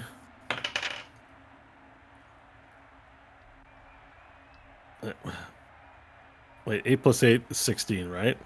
Correct. So 26. You got Aw. 25? Yeah, I rolled a 25. So you roll, you jump up, you go to grapple him, and he shakes you off. He just sort of shudders, shakes you off, and you begin falling to the ground. Shit! Well, can I wait? Hold on. How far away is he? Do you have a reaction, Stanley? I Nash can believe- also fly. I believe Featherfall can be used as a reaction, but wait. I think I'm too far. I also have, this is an attack round, so I get a second attack as a grapple attack, so I can try again, but at this point I'm... Oh, no, hang on. So extra attacks doesn't mean you get extra grapple chances, because... If they're grapples as attacks, yes, because grapple is an attack. It is an attack action. Yes, but I think the attack action is okay. Let me just double check this because I'm a little fuzzy on it. Because I know while we're doing rules, Scott is actually correct. It is a Constitution save for maintaining concentration. So he actually did have his little plus. Oh. I wasn't 100% sure, so I looked it up. But he makes a Constitution saving throw. He gets the con modifier. Yeah, he does. Oopsies. So it's fine. He made it either way, but I felt like I was wrong. Okay, you can use the attack action to make a special melee attack. If you're able to make multiple attacks with the attack action, this attack replaces one of them. Perfect. You can do multiple grapples. Solved. Okay. The only problem being though that now I have to beat a 15 anytime, and technically now that we're rules lawyering, you can't grapple a creature 2 sizes larger than you, so what size are we at? Right, well, you're not going to be restricting its movement. This is just to grab a hold of him. Yeah. Okay, yeah. I just want to grab a horn. Yeah, I know you just want to get. All right, so just that's one hand. We're trying with the other hand. Yeah. Yeah, then you know what? I don't think this is a grapple contest. Then I think if you're trying to grab onto a large creature, I would not do it as a grapple contest. I would do It'd it be like as an grabbing athletics an check. environment. Yeah. Yeah, I would do it as an. So let's Okay, I walk want to this back shadow the Colossus him. because you're not going to get extra attempts. It's a skill check. So I want to grapple onto a large thing by jumping off. It's 25 was your roll. That in my mind would be how hard would it be? That's very hard, but I wouldn't rank it nearly impossible for you. So I would say 25 would be successful. And so you run up to the head of Nash. You use his head like a diving board. And you jump and go Rah! Like Hulk style with both your hands back and grab onto his horn. You're now on top of the dragon, but he's not slowed or impeded by you in any way. Cool. But you are now dangling off the dragon. Excellent. All right. That's your action. So you have bonus actions and movement. Well, I get my second. Wait. Oh, right. Because wait. Oh, you're okay. Yeah, It's a skill check. We're not treating it as a attack. You're right. It's not an attack. No, I wouldn't. Correct. Yeah, I wouldn't. Anything large like the frog hemoth, anything you're walking on top of, I would consider it an attack, a skill check for athletics. A grapple would mean like you're actually impeding the enemy and grappling. So cool. And in that case, it's not an attack. It'd be my full action. I'm down with that. Yeah. All right. So let's give him a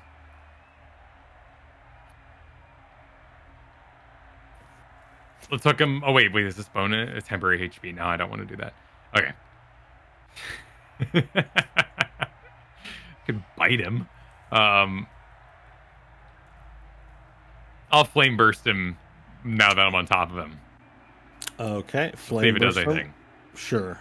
So as you go to flame burst, it does more damage. The chrome seems to embrace the flame. It dances across the surface. Oh yeah.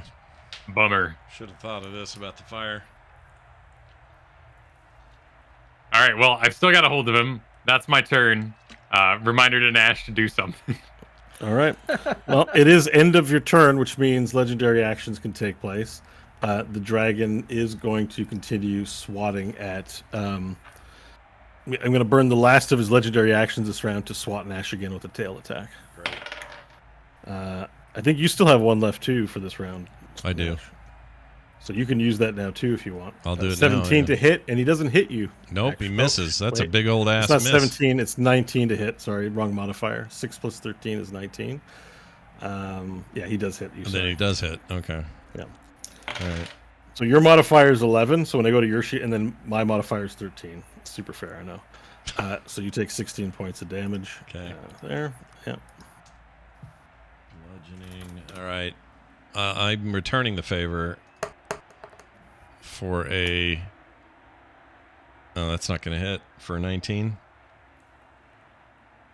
A 19. It is a hit. It is a hit. Yep. I guess I'm thinking your modifier's higher. Okay. Or Yeah, my modifier's higher, but our AC is the same. Okay, so there's a hit. now So now let's give me some damage. Damage. You do a tail attack. Yeah, tail.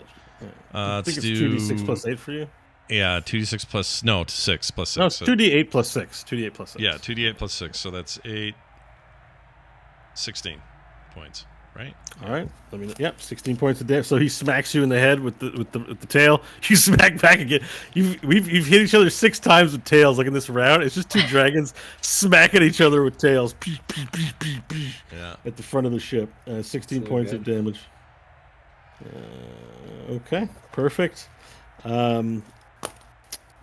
That makes it the paladin's turn. The paladins both get up. They continue fighting the ghost elves around the ship using specialized weaponry from their hands that turns them blue rather than green, and they're just like lasering across them. Luckily, some of the elves get out of the way for the first one. The second ones are not so lucky, as 2 elves. Who's this here? It's a deckhand. 3 elves get roasted into nothingness. Okay. It is now the Chrome Dragon's turn. The Chrome Dragon will do the Yeah, he hasn't had his actual turn yet. Somebody's drawn. I don't know what All you're right. talking about. The art has begun. All right, and so after seeing the way combat is resolving, hang on a second. 60-foot cone. All right, we gotta get some tools out here to measure exactly who's gonna affect, which I will do on the break. But basically, the dragon breathes in and breathes out a cone of steam directly aboard everyone in front of the ship. Who's going to die to this thing? We will find out after the break. Oh, man. All right. It's break time, everybody. We're You know what that definitely means. break time. We've been at this for a while. That's right. Go out, get yourself a good pee, and when we come back, more. So we'll see you then.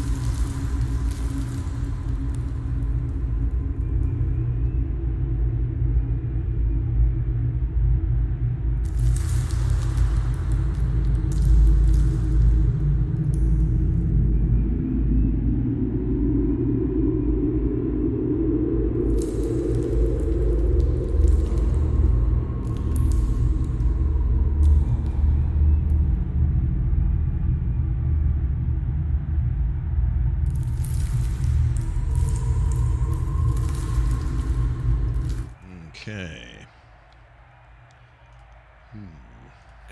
There we are. Oh, hello there. Hello. Bo and I are back first. Those slackers. Those slackers, where are they? Yeah.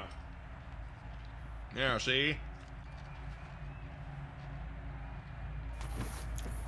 I didn't know John had one of those gaming chairs. Yeah, it makes his movement speed faster in video games. Yeah. They don't call them race or no, what are they called? Something racers. What is it? Speed Looks racer? like it's called a GTR GNG. I'll have to ask him if it actually improves this game. It's got little wings on either side for aerodynamics. As the game's blasted out of your screen, Yep. you're smooth sailing. Oh yeah. Cuts down on wind resistance.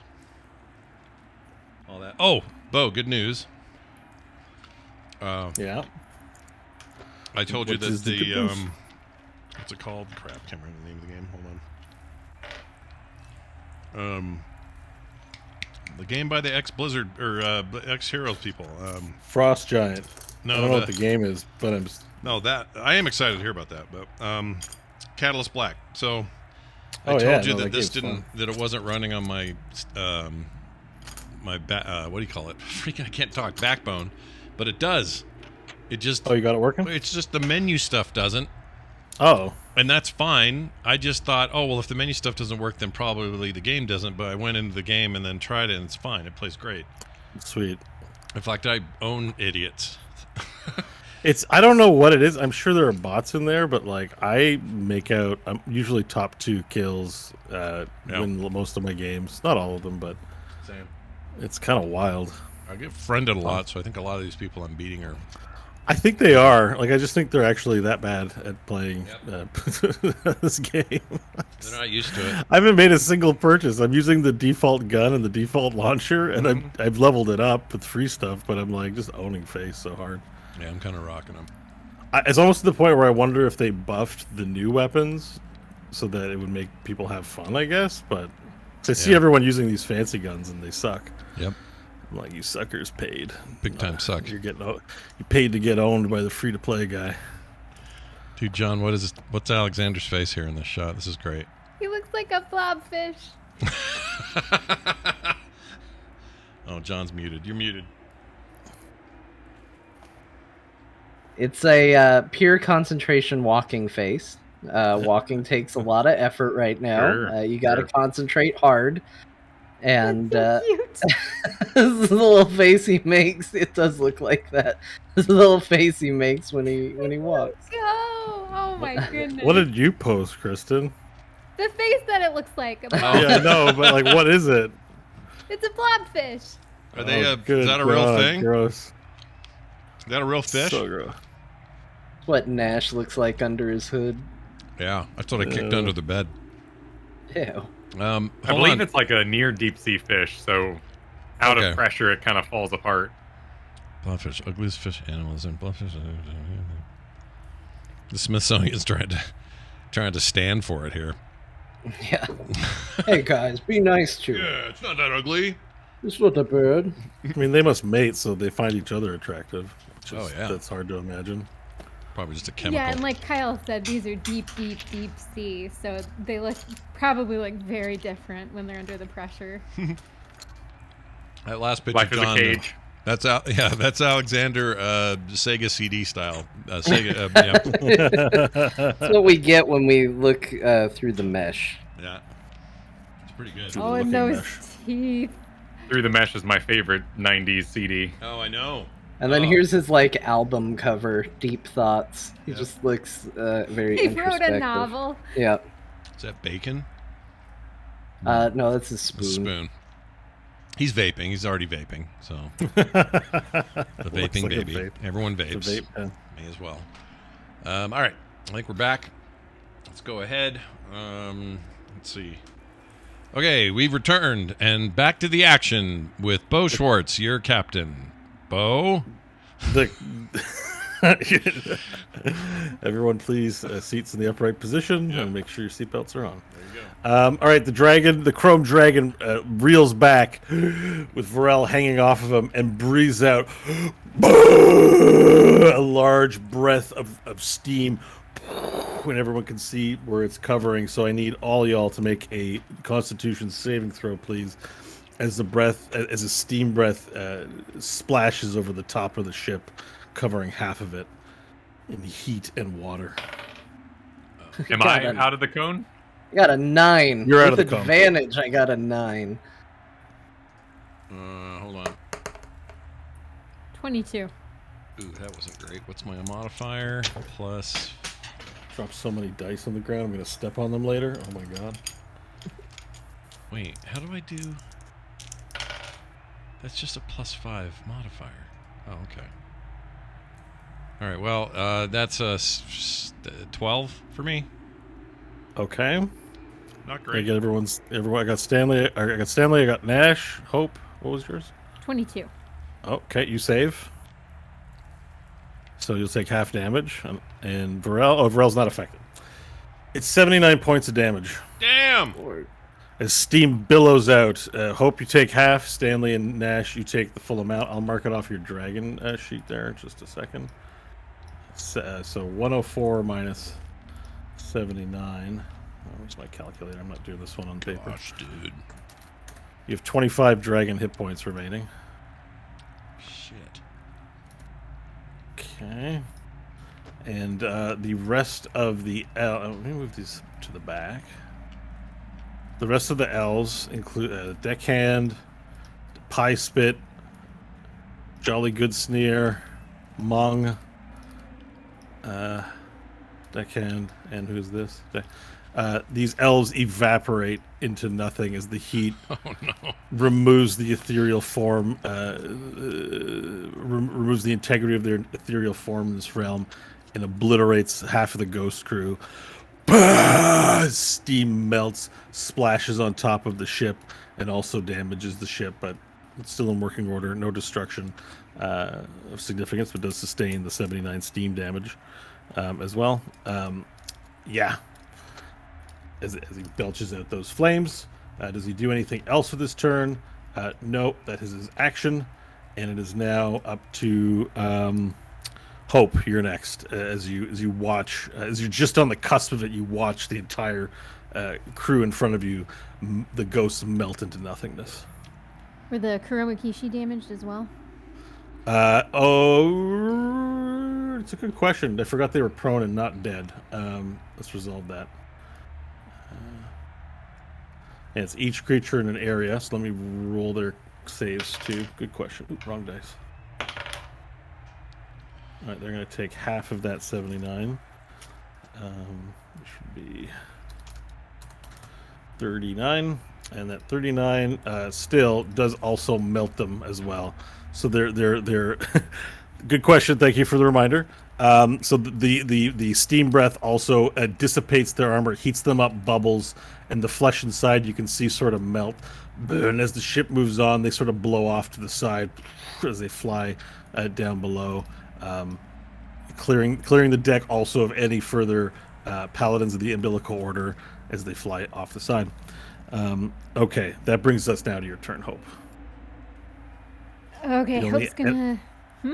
The only enemy remaining is the dragon. Cool, Hope's gonna turn to Stanley, and she's gonna go, we need to get the guns pointed at that dragon. And then she's gonna head to the front of the ship. Okay, perfect. You can move your token. In this turn, you can move your token and move the ballista to face the dragon if you wish. Oh, you want to go right to the front or to the gun? Sorry, the ballistas are here. She'll go to the guns. Yeah. Okay. Let me pick one. All right. You go to the ballista, rotate the ballista around towards the front of the ship.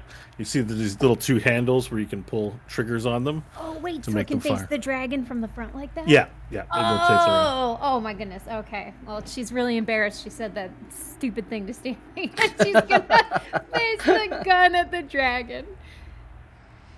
All right, so you rotate the gun towards it and pull the trigger. I need you to make. Do you have proficiency with a ranged weapon? Of course you do. You fire guns, so make sure to add Dex plus proficiency to your roll. I'm pretty sure I traded that out when we did our upgrade. Oh no, you don't have proficient. You have Not martial with weapons, ranged. simple weapons. Yeah. Oh, not with range. Oh, no proficiency then. Just your Dex. So just Dex. Okay.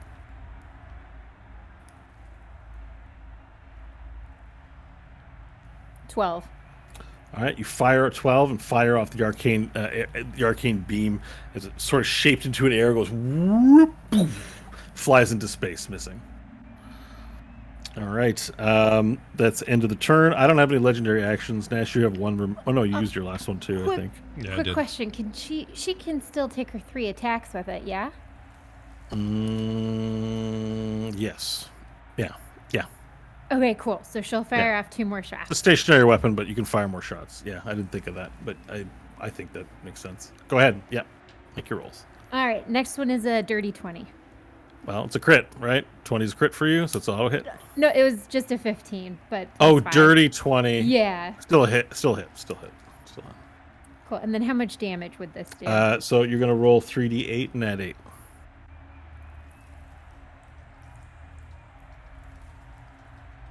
It's force damage. So 20 damage.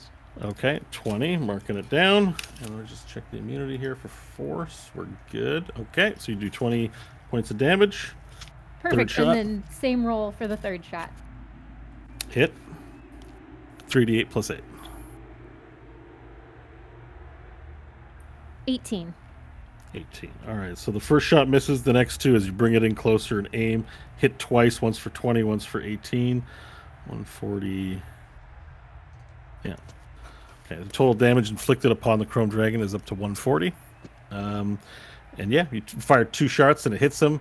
It penetrates the chrome, leaves bruising, but the Chrome Dragon is still in full extended neck mode, having just breathed out the steam onto everyone.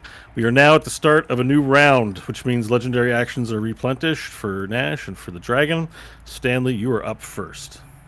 All right, Stanley is going to move just to be tactically closer to everybody. So he's going to kind of move down here, spread out a little bit. And let's see, where does that put me in terms of morale? Okay, pretty good. All right, so first thing, as a bonus action, we're going to, seeing as I think most people took damage, we are going to once again do our, what's it called, Mantle of Inspiration, 14 temporary hit points back to everybody. And they get free movement without incurring a reaction if they want to use it. That's a bonus action, and then for my action, we'll go ahead and fire 3 beams of Eldritch Blast into the dragon. All right, 3 beams of Eldritch Blast. Let's go. Make those rolls. A 16 to hit, and then 2 25s to hit. I think that's 2 hits, right? 2 hits. 2 hits, yes. 9 points of force damage and 2 points of force damage. Okay, so total inflicted is now at 151. And you fire off the Eldritch Blast twice, hitting him. The dragon is unaffected, but is taking damage as chrome chinks. Oh, you know what? I take it back. Let me keep rolling. I forgot I got advantage. Let me just see if that other one hits. Sure.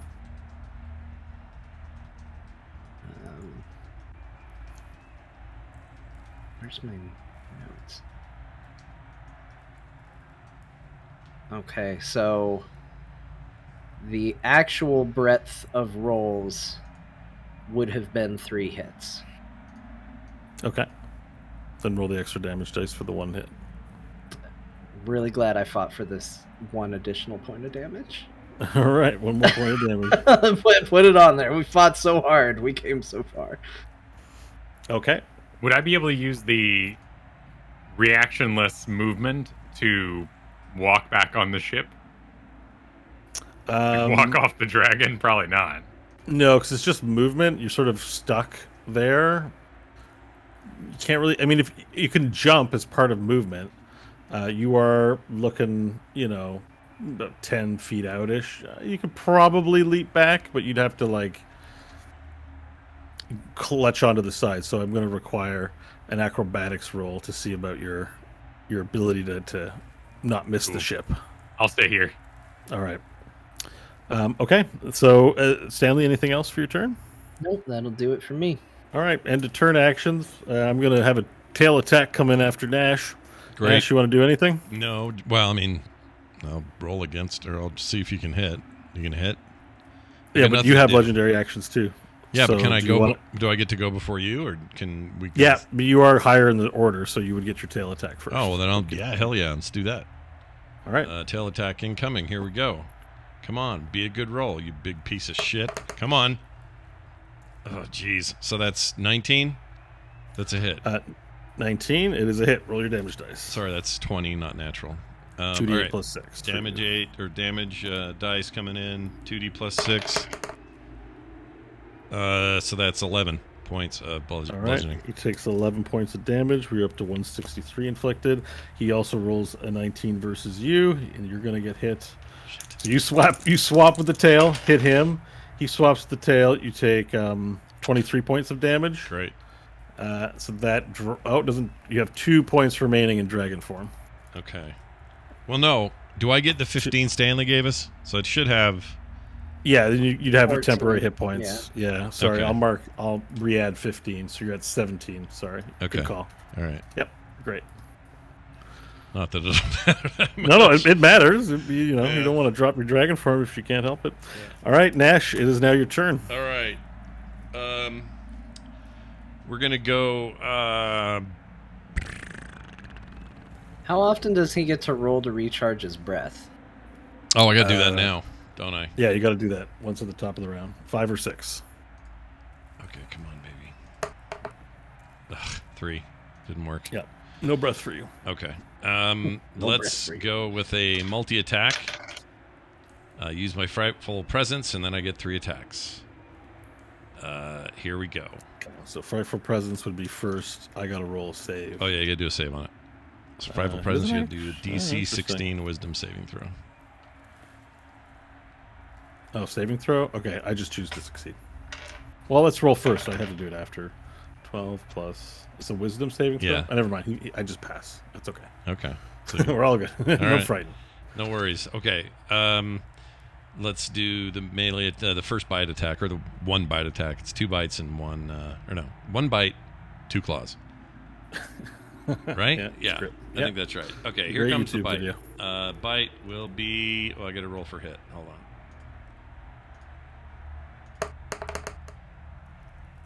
Oh, that's not great. That's not going to do it. It's a 9 plus 6, so that's. 9 plus. Or no, 11. Sorry, 11. So that. Oh no, does that hit? Yeah. Oh, it hits. Yeah. All right, never mind. That was bite, right? Yep, that was bite. Yeah. So 2d10 plus 6 piercing, and then 1d8 acid damage. 2d10 plus piercing, or plus 6 rather. So that's 12 total. Okay. And then 12 for piercing. I have to do 1d8 acid damage. Oh, 1d8 acid. What the shit happened there? That's weird. Why are we getting all choppy for some reason? It's not you guys, it's me. Something on my end. What's causing that? Is it recording? Is that why? Oh. Huh. Got some technical difficulties. Okay, looks like we're okay. I don't know what no was causing pressure. that. All right, sorry. What was I rolling? 1d8. Oh, I got a 1. Okay. Welcome to the one club with John. Yeah. All right. So, yep. Total damage inflicted 176. Now I got my 2 claws. You have your 2 claws to Right. continue. So I got to give you two. Well, 1 hit roll per claw, right? Yep. Okay, here we go. 18 plus 11, that's a hit. Yep. Claw damage is 2d6 plus 6. That would be 11 points of slashing damage. Okay. And for acid, because I get an extra acid on that, right? Or No, is that that's only on on the bite. claw? Or Claw is bite? just 2d6 plus 6 slashing. Okay, so you get so- a second one, though. All right, so there you go. Yeah. So there's that. Let's do your roll. Oh, shit. Close that. Okay. Here we go. Here comes hit for the final one. That's a hit. That's 26. Yep, you got it. And damage will be 2d6. So 10 points of additional slashing damage. We're up to 197 in damage inflicted. As you bite and claw at him, and the dragon begins to show wear and tear as chunks of plate of chrome plating fly off of him, and scales and blood. You make a claw attack, and a blood trail of 3, blood streams just go whoosh, whoosh, whoosh, as the sky is filled with blood flying past Pharrell's head. Nice. Okay, that's the end of your turn. He's going to retaliate, of course, on your turn, having taken a lot of damage now. He's going to do wing attack, and he beats his wings. Each creature within 10 feet must succeed on a dexterity saving throw. That would be Varel, and that would be Nash. And that's it. So both of you need to make dexterity saving throws, please. What's the dex? Or what's the... I guess you'll tell us. We'll find out after the roll. What do I got to beat? Just tell DC. me. What's the DC? You'll find out. 19. 19. Okay, you both fail. Great. You're going to take 2d6 plus 8 bludgeoning damage, so that's 12 bludgeoning damage to each of you. Okay. All right, as he flies up, and he just everywhere, wind. He then flies up at half of his speed, rising above the ship. And Varel, because you're both knocked prone, so you're prone on the ship, Nash, as a dragon, which is fine. Although, how much? What did I say? It was 12, right? 12. You still have 5 hit points and dragon hit points left. So Sweet. Just keep on hanging on. But Varel, unfortunately, because you fall prone, only movement is to crawl. Advantage. You fall prone, so you let go of your hold on the side of the wall because you're falling prone. And since there's nowhere to land, you are now free falling in the air again. I think. Unless there's something else I'm missing. That sounds right. Yeah, you start free falling into the air. I'm still big though, right? You're still big.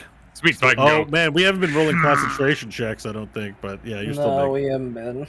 But It's up to you All what right. you want to do. Let's roll a concentration now for all the ones we missed. Okay. So you can add your con, and the last amount of damage you took was 15. So No, 12. 12. Right. So I got 19 plus 5, so yeah, you're still concentrating. yeah, 24. Okay, yeah, 24. You would keep your concentration. You're still big, Varel. Sweet. So you're just now falling. You haven't fallen any space yet, so we're in midair, sort of as the turns go by. The elves that remain rush forward to the front of the deck, dashing. They're not going to be able to help at all. The deckhands for both you and Hope offer to take control of the guns if you want. I'm just going to give you that option, yea or nay. Yeah. Stanley's not Okay. using it anyway. He's just standing by it. All right, cool. Union also moves and stands in front of you as a shield, raising up her spear to block you, to take any hits before you. I will use my reaction to cast Featherfall on Varel, just to ensure, in case nothing good comes of all of this. Okay, He's you not can do gonna be that. a splat on the ground. Okay. You are now feather falling, Varel. Excellent. Okay, so that's the elves. Varel, it is now your turn. So the by the way, the Chrome Dragon's reactions have all been burned. They're legendary actions, FYI. Nash, you still have 2, I think. Right. Yeah, Varel, you're up. So hold on. If that was the end of Stanley's turn, It's the end of the elves' turn. So Elves' you can turn. do you can do legendary action right now if you wish. I'll do it. Let's do another tail attack. Okay. Do I need to move to his position though, since he rose up, or no? Yeah, you're gonna have to start flying in the air. He rose up half of his movement speed, which half of his movement speed I think is not. Yeah, it's 80, so he's 40 feet above the top of the ship now. Okay, I'm gonna see which will do more damage. I feel like the tail attack's still better. Yeah, I get more money out. I get more bang out of my buck if I hit. So I'm gonna rise up to his level and perform. Oh, can I do that? Can I do a movement? Oh, you can't move. No, you have to do. I don't think it has any move, but you could do a wing attack, and that allows you to move up. But you wouldn't hit anything, but it would allow you to move up to his area. Yeah, but I may as well do that on a turn. Shit. Well, by the time you can do that again, you're going to replenish your legendary actions. Oh, would I? You can just save it. Yeah. Yep. Well, am I out of melee range from him for like a tail attack right now? Yeah, you are. Yeah. All right, I'm gonna stay where I'm at then for now. I won't do a legendary in between.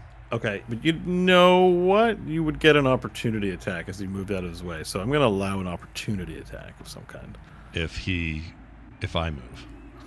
No, because he flew up 40 feet, so he's above the ship now. Yeah.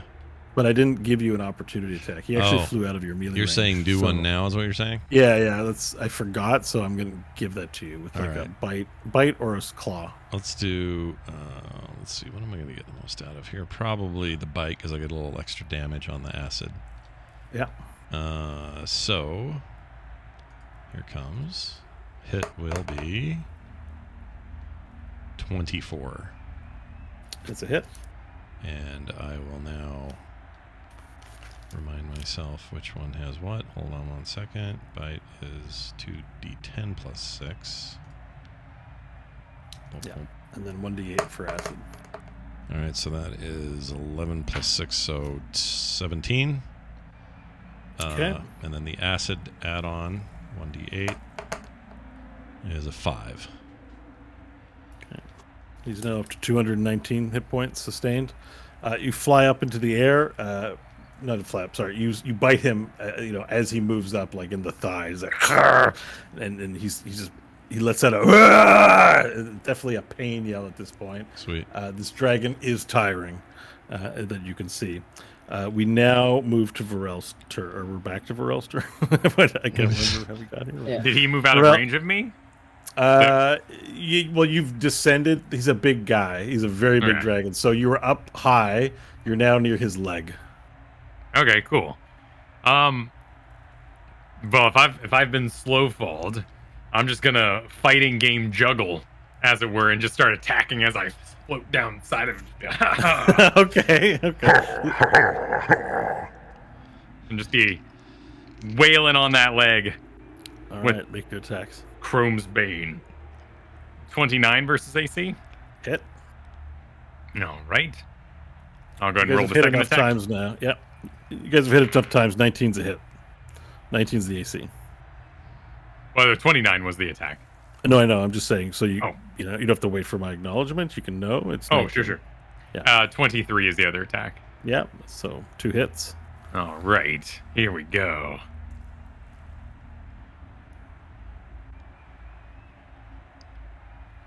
And then I need some D4 action for the beginning. That's 6.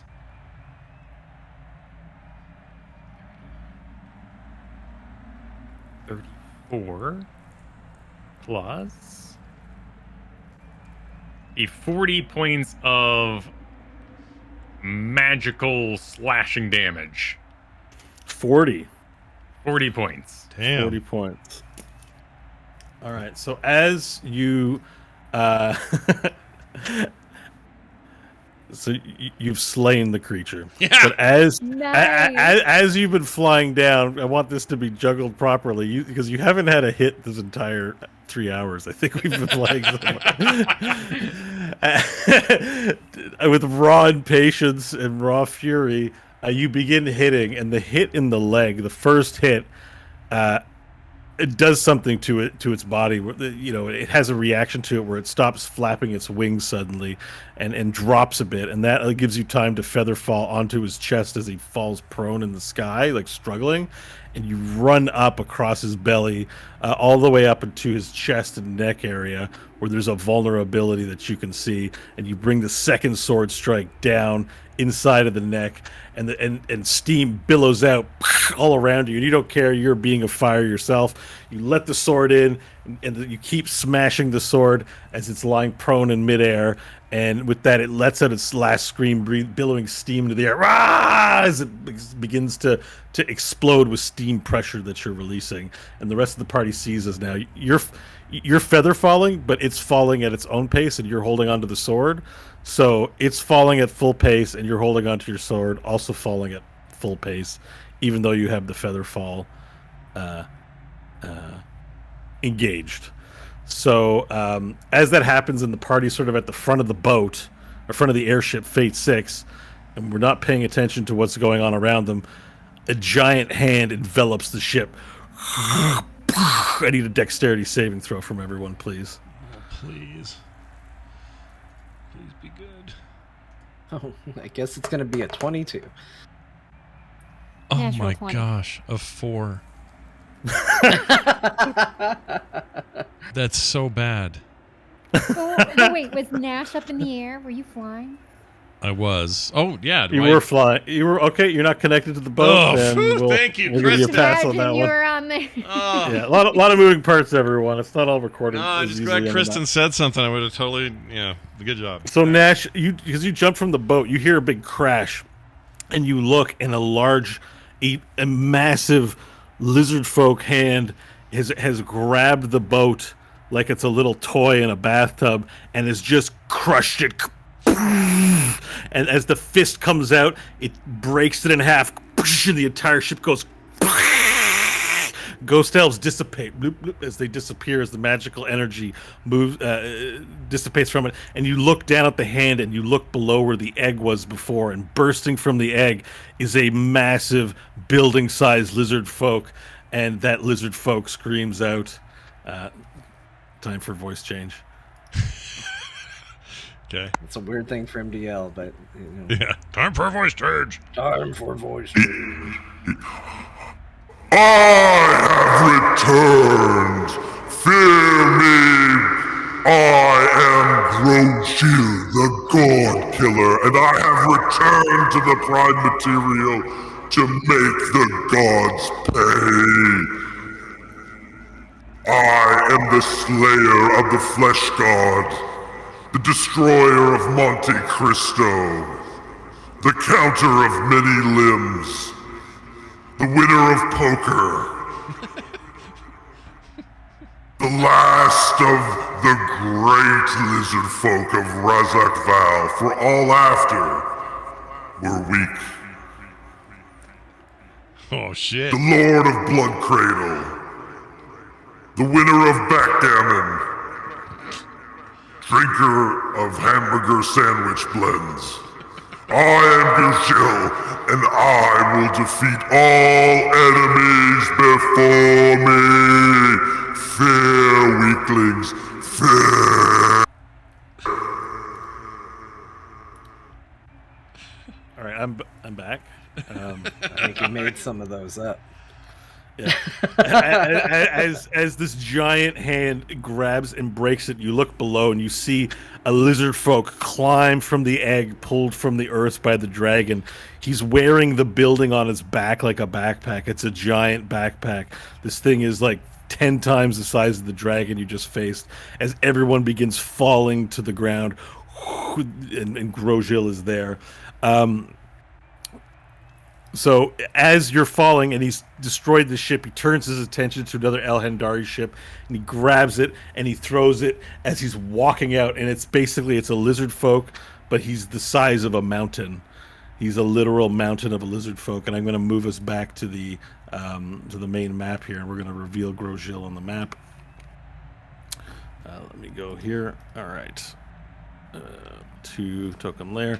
As you see this giant lizard folk on the map with the building on his back. So everyone's falling. Hi, everyone. You're falling.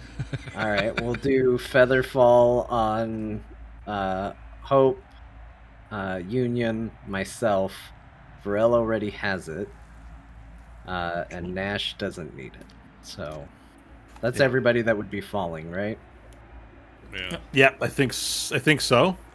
So everyone's falling to the ground. You begin feather falling, and as you do that, you just see this. He's got this large building on his back, and he's got these large pipes glowing purple to these fist things. And as he has these fist things, some of them release rockets, and one of them releases gas.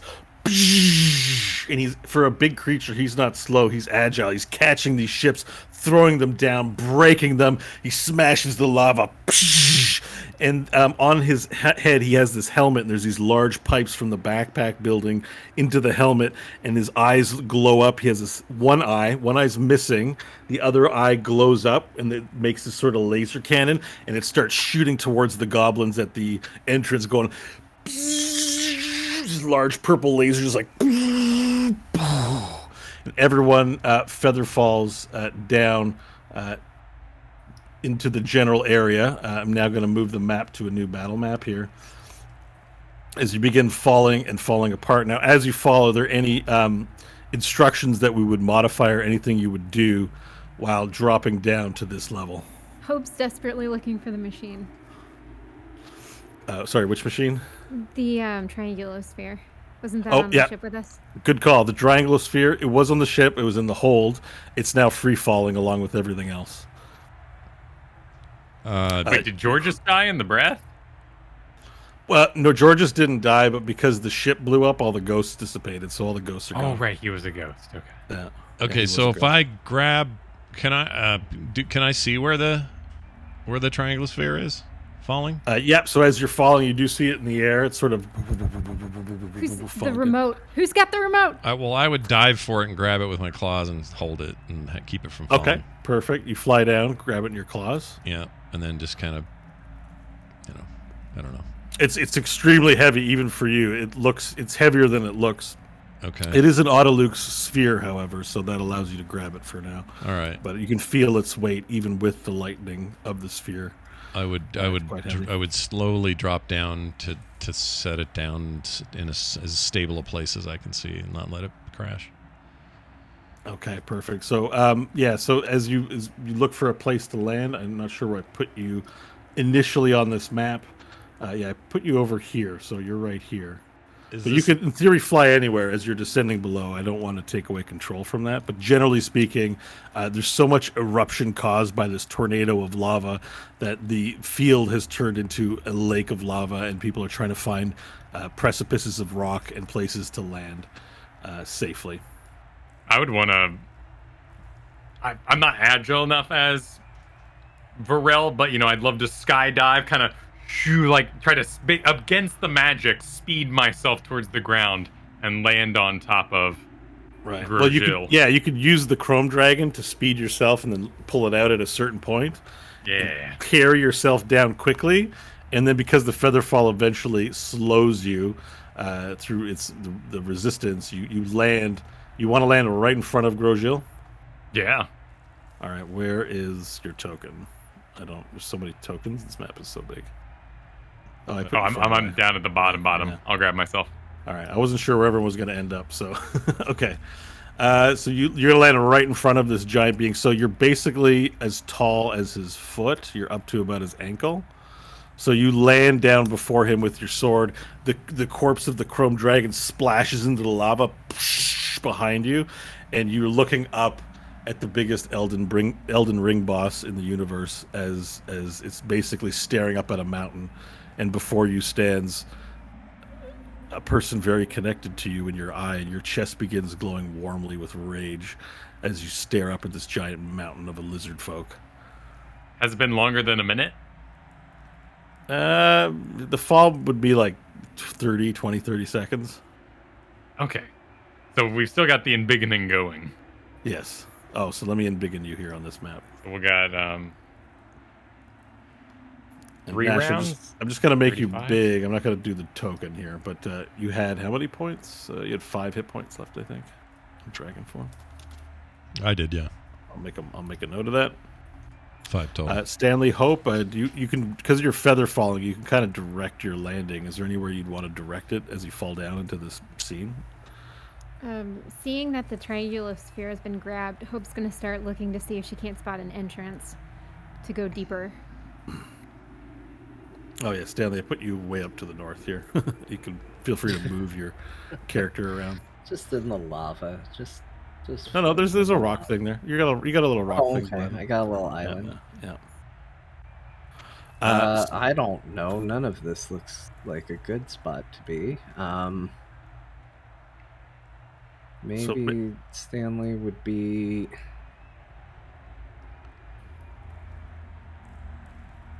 I don't know. Let's put him here. At least he's on a bridge he can move on. Okay, so you land over there, and you can see as you were fighting the dragon above, you make out that the wall has come down, and the goblins' hordes have infiltrated and are everywhere inside. So as you land down, there are many forces: tiefling volunteers, lizard folk, goblins, just those that have survived this massive explosion of tornado fire, have landed in the general vicinity and are fighting. This guy is not High Elf Manthalodar. Admiral Chrysorius is also among the people here, and he's everyone's just reeling and taking into their view this absolutely monstrous sized lizard folk in front of them. I'll mark the triangular sphere next week because we're kind of going to wrap up soon, Scott. So we can have that noted next year, guy. Sure. Is there anything I'm missing here? I don't think so. Yeah. All right. Oh, no, I wanted to say that the front gate blew down, but that you were looking for the entrance, Hope. So make a perception roll to see if you can't spot anything.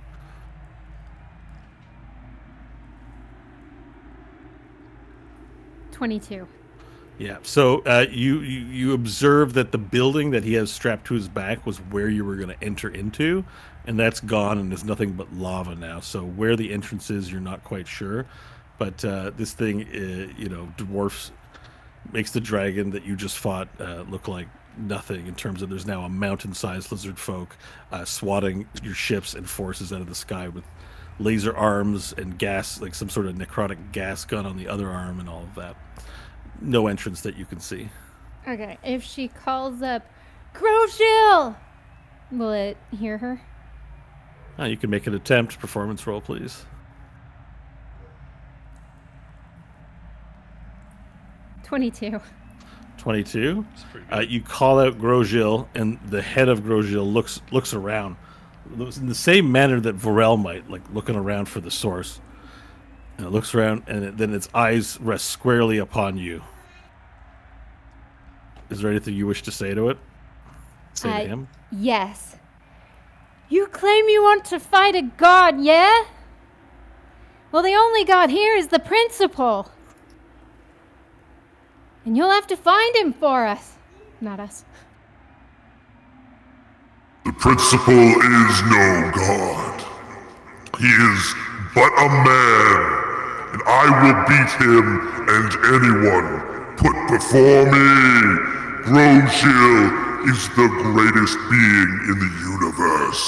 The principal begs to differ. Oh, he's He's a little verklempt. got himself too worked up.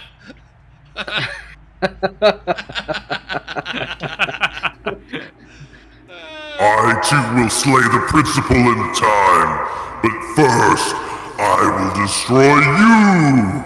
It will be easy. Come meet your fate. Foiled by dry mouth and swallowing. Yeah, it's a dry climate. We're in the desert. Yeah, I got major dry mouth. Sorry. But he, so he faces you, and he's just not even, he's nonplussed or not even intimidated by you. And now he's focused on you. He raises up his arm with his cannon, and he takes aim and moves to fire. We're going to roll for initiative next week because we just can't get into combat, but it seems like it's initiative time unless anyone else has anything they want to do first. But it looks like Hope has taken it's called dibs on his first attack. Oh, nice. Boy. That's what an honor. It must be. No, I think Nash is just happy to have 5 points in his dragon form left. Maybe he can do something with it, and that's all he would be thinking. Grosjean, the God Killer. Yeah. Talked about for 3 or 4 years, finally before you in the flesh. Not just his eyeball. What? Yeah. Yeah. Not just the eye of Grosjean, it's the entire He's body. not missing an eye, is he? He is, yes. He is? Oh, damn. He is. Oh. You know with certainty, Varel, that like because of the artifact you have in your chest, that it is Grosjean. There is no doubt. There's no conversation. Like you immediately know that with your being that you were looking at. The Grosjean of legend from 1,000 years ago, the size of a mountain now before you. Man. Oh, wow. That doesn't motivate Varel. What will? Nothing is my thinking. All right. Well, there you have it. We'll have to tune in next week to see how this resolves. And resolve it will. One way or the other. It's happening. So come on back then and check it out. In the meantime, go and check out our website, therewillbedungeons.com. If you're listening to the podcast version or watching the video, one of the things we like to do is pay the bills. And those bills are paid by you when you support us at that website. Super easy to find out how. Just go there and do it. You can also ask questions there that we'll answer in our bonus content. And we'd love to have some of your questions there. I think that's going to do it. For Bo, for me, for John, for Kyle, and for Kristen. Why, we'll see you next time.